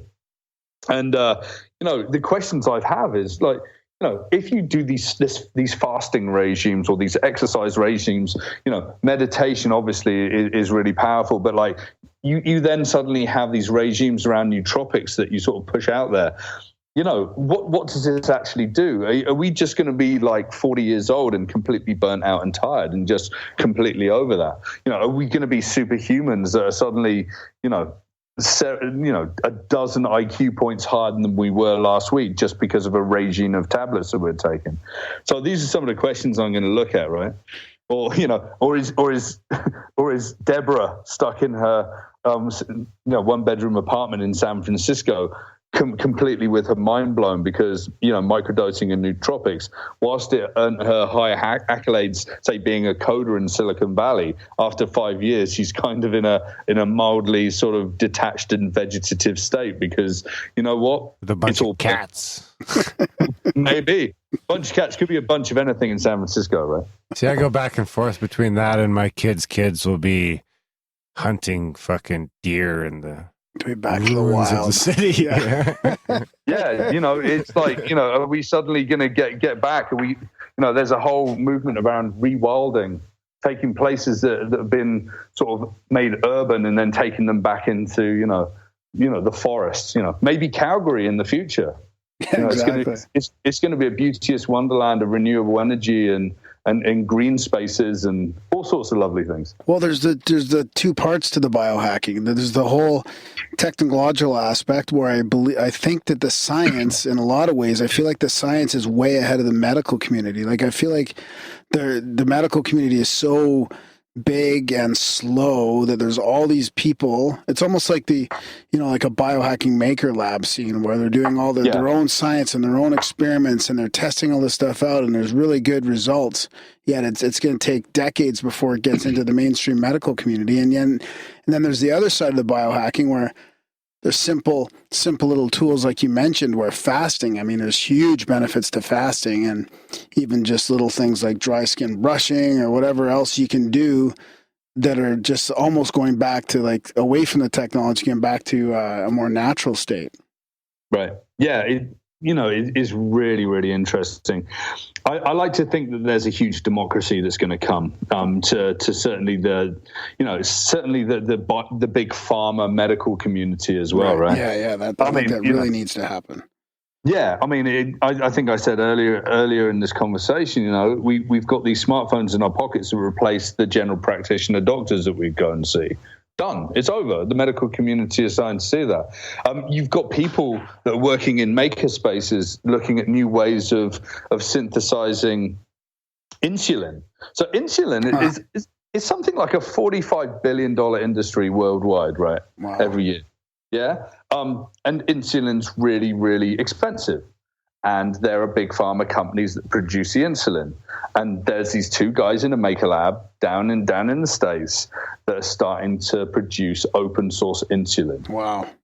Right? So what does that do? It just kills the bottom of the market, right? And everything becomes cheaper and more available. The patents and the IP and big pharma is probably going to be one of the most disrupted areas in the next few years.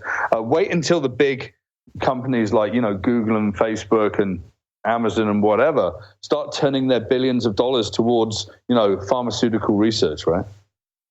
Yeah, it's interesting. So you mentioned those big companies as well. Now these are the big companies and biggest companies in the world. Before it was oil and banking and all, and now it's big data, and all these companies like Amazon and Google and Facebook. So, but you also mentioned education as becoming the big one. I mean, I feel like that's really changing as well. Like so much is changing right now, but education, especially, people are coming out of the university and they're creating stuff.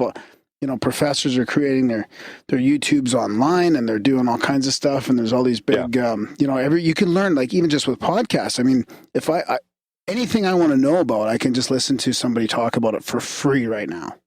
That's right. And I left. You should donate. I left school with no real qualifications. And why was that? It's not because I was stupid. I was completely distracted and I had no faith in the teachers or the curriculum. I thought that, being taught English and math in the way I was being taught those subjects wasn't going to actually add value to the life that I was going to create. At this point, I was like 15 years old. I was a skateboarder, already plugged into the internet and gaming and doing all sorts of stuff, right? I was really like pushing some boundaries. And starting to realize that, that's not the way that the world works. And it took me a few years to sort of find the right sort of university to go to and whatever. But yeah, I mean, the ways that people are going to start thinking, education's going to have to change.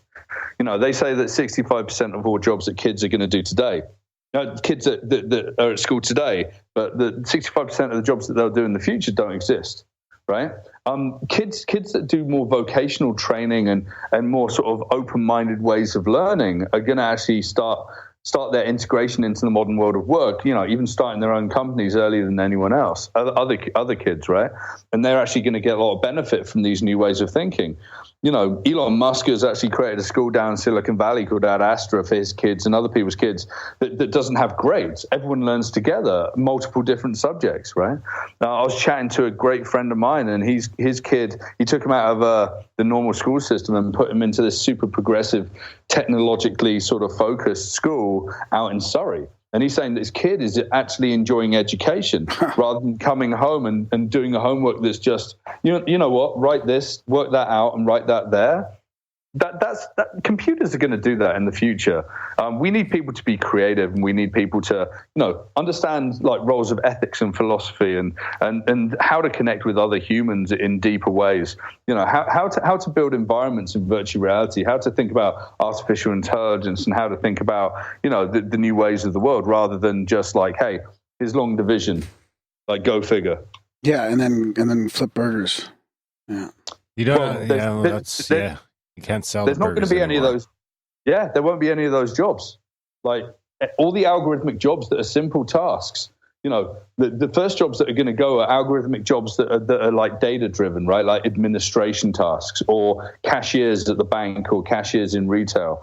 The people flipping burgers, they're just going to be replaced by robots. So those sort of the kids that messed around in school, running around the playground, oh yeah, they're the popular kids, and then you see them 10 years later, and they're on a construction site just digging holes and not doing anything of skill.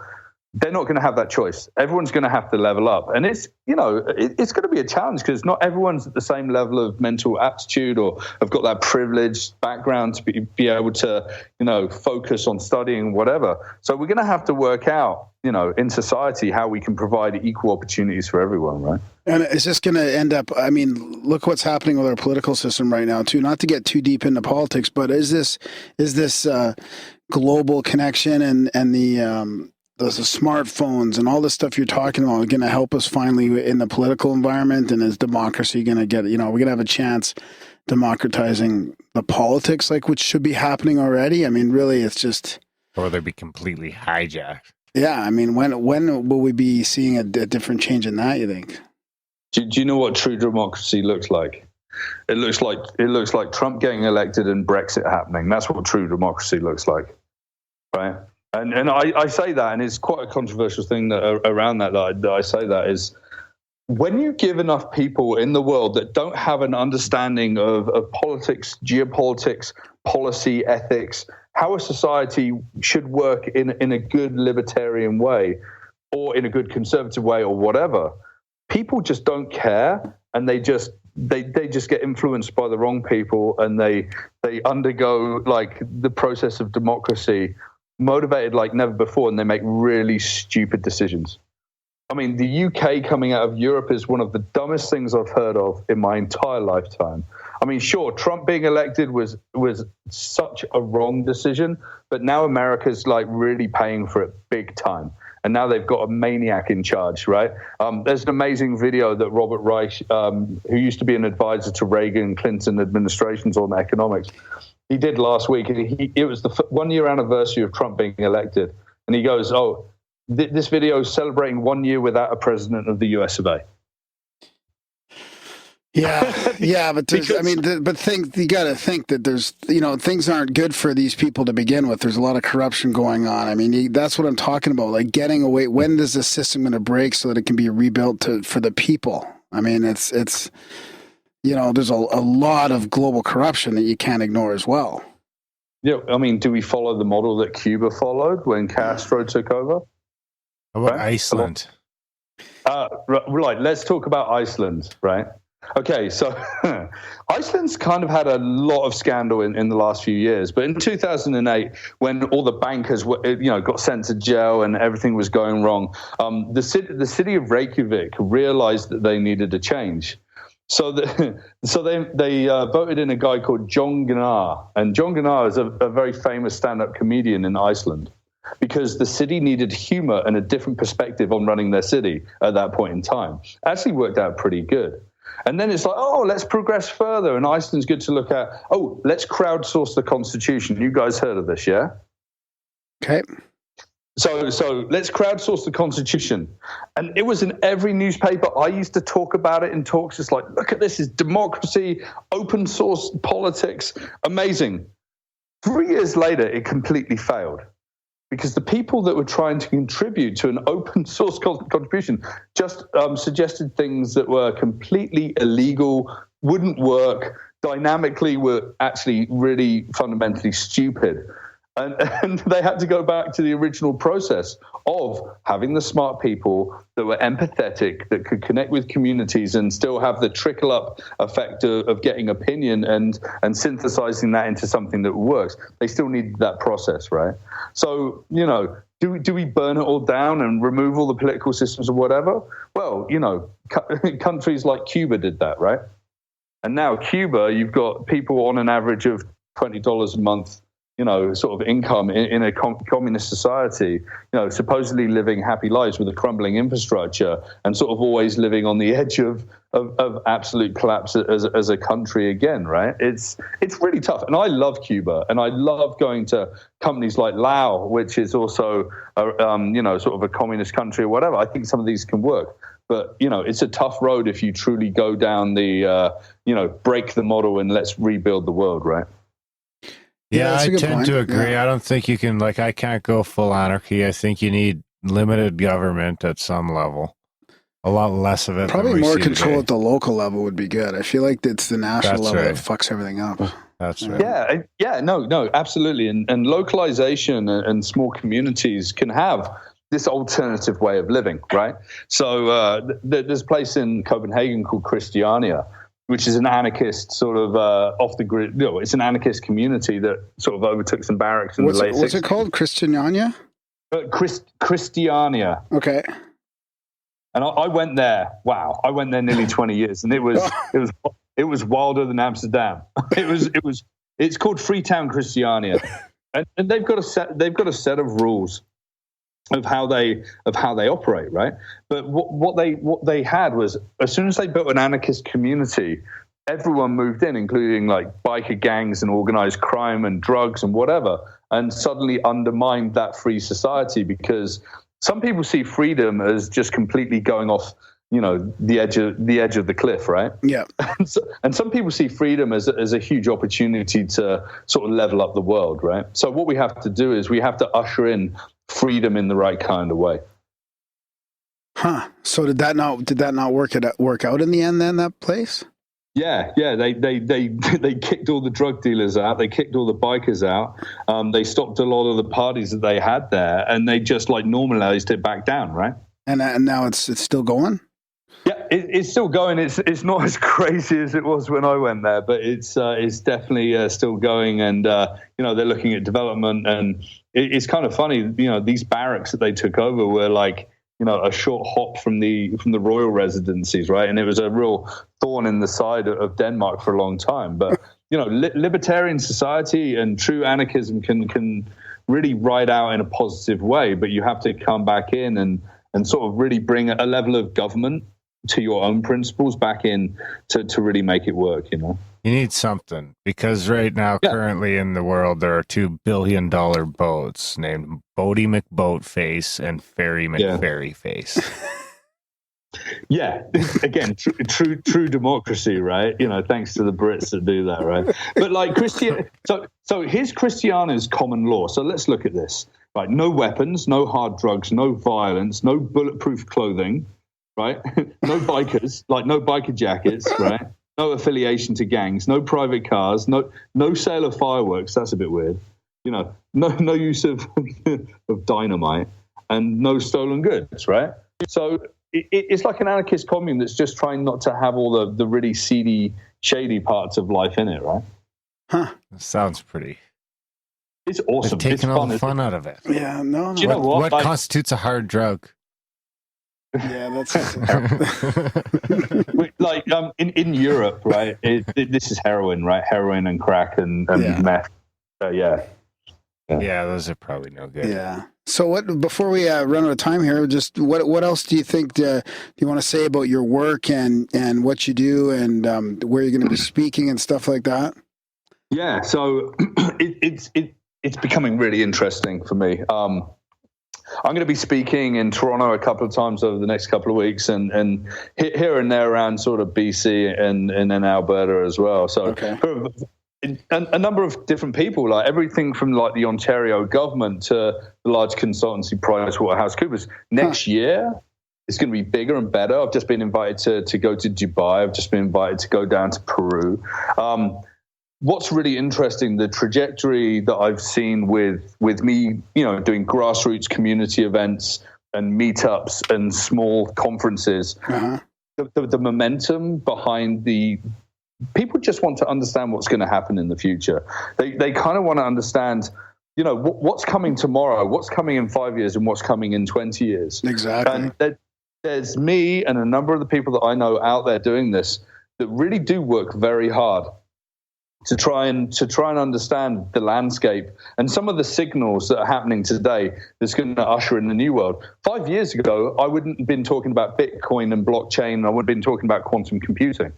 It just wasn't even on the radar in the same way as today, where it's like disrupting monetary systems and it's going to change the world of cryptography. It's just wild.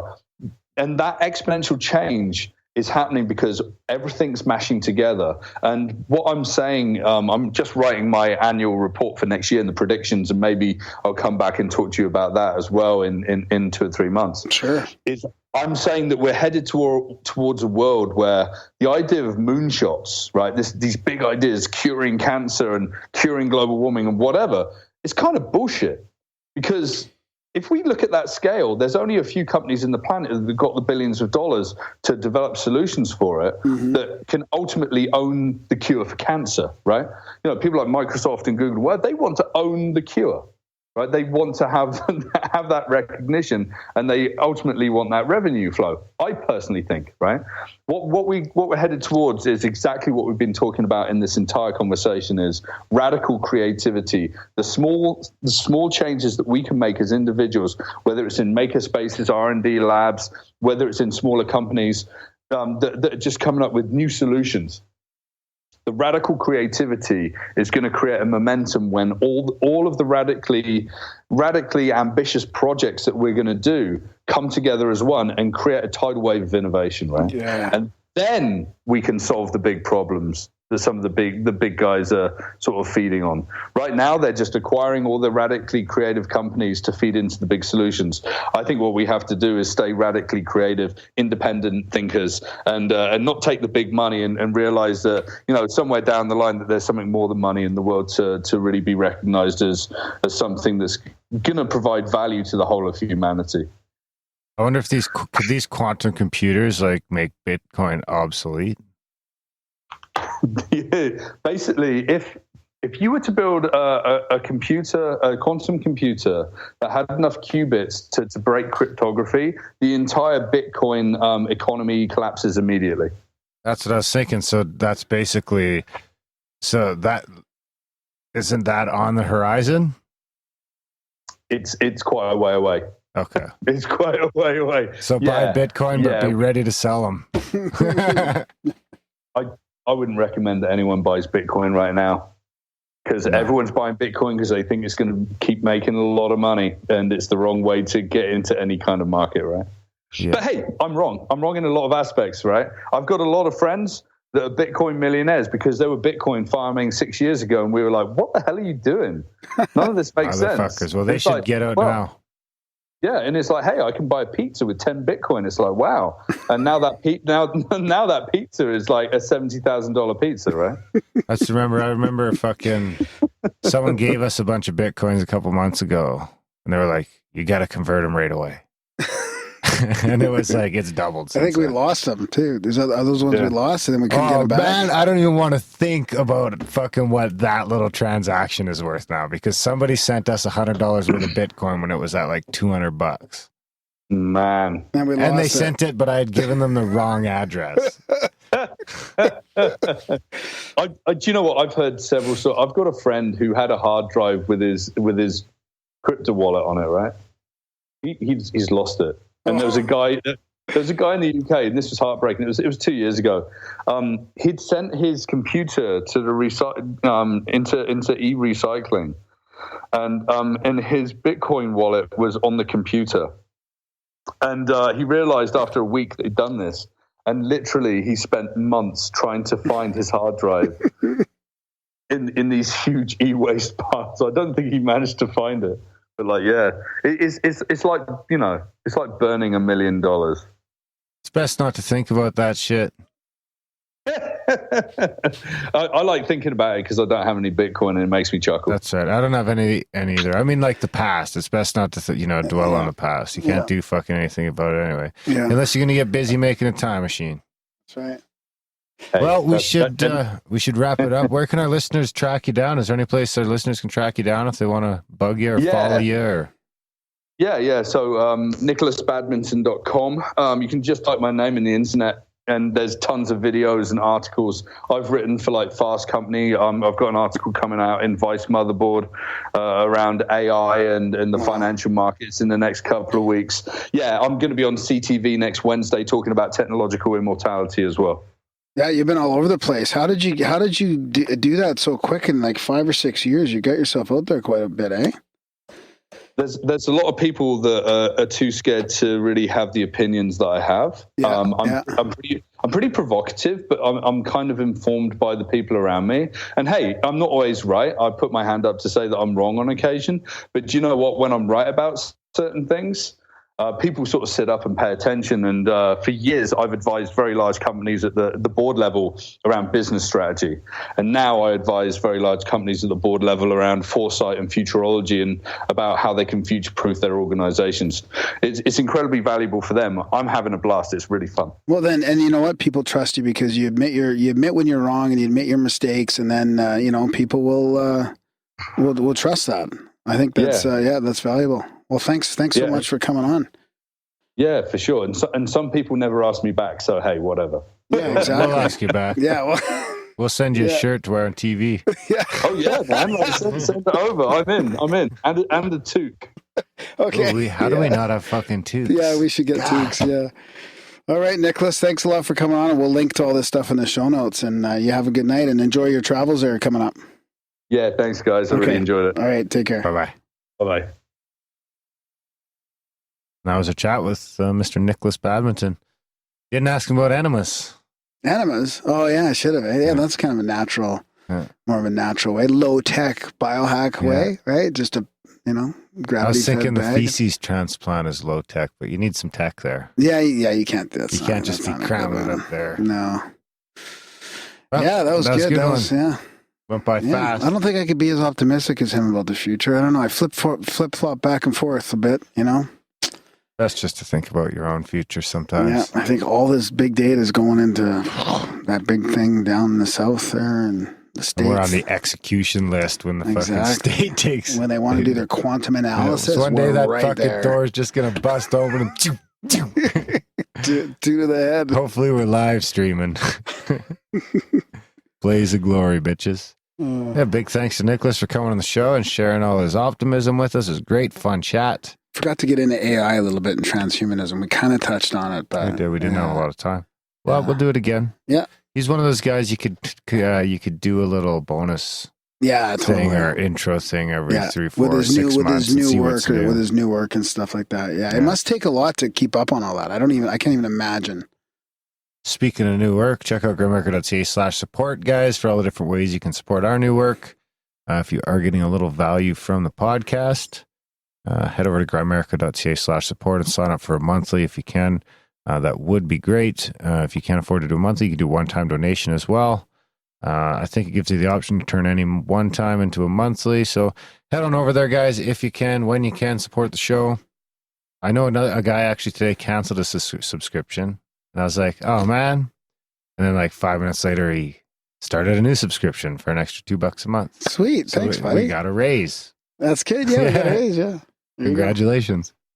All right, guys. So if you can check that out, of course, there's a bunch of different ways you can support the show that don't cost you anything. Reviewing it. Review the show, share the show, tell your friends about this motherfucker, sign people up for the newsletter, buy some swag for some people for Christmas. There you go. You can buy people a Grimerica shirt. You're sharing the show. You're supporting the show financially. And you're sharing the show when they wear that shirt out. And you're crossing someone off your Christmas list. And honestly, we couldn't do it without the support. Like we didn't plan on needing support to do this show, but that's what it's turned into. Right? That's right. Yeah.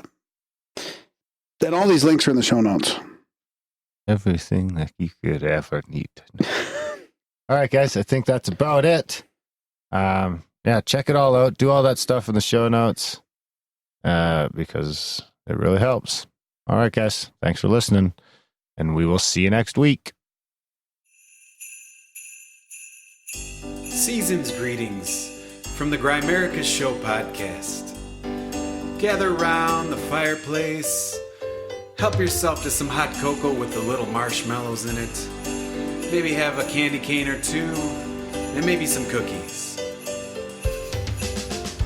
It's so warm and jolly. Cry Merry Christmas. Podcasting from the igloo. Darren plays jingle bells on the didgeridoo. And over there, that's Graham crying tears of joy as he listens in on the little drummer boy. Pa-rum-pa-pum-pum. I see you've acquainted yourself with D-Ron. Yeah, it's true, he puffs Christmas trees up medicinal. Wait a second, is that? Yeah, I think that's Sasquatch beneath the mistletoe. Get over here, Graham. Thank you for saving me and giving me a kiss. And it looks like Napoleon Doom is decorating the room with tinsels, ribbon, popcorn on strings, and poinsettias. They are in bloom. And you might ask, who's that in the green and red Lucha Libre mask? Why, of course, that's RPJ. Feliz Navidad. It's so warm and jolly. Cry Merry Christmas. Podcasting from the igloo. Darren plays jingle bells on the didgeridoo. And over there, that's Graham crying tears of joy as he listens in on the little drummer boy. You'll get a warm and fuzzy feeling if you donate to the Grimerica Show. So get in the spirit, reach down in your pocket and make it rain. Let us know, make it snow, let us know, let us know, make it snow. Donate to the show. Donate to the show. Donate to the show. It's so warm and jolly. Cry Merry Christmas. Podcasting from the igloo. Darren plays jingle bells on the didgeridoo. And over there, that's Graham crying tears of joy as he listens in on the little drummer boy.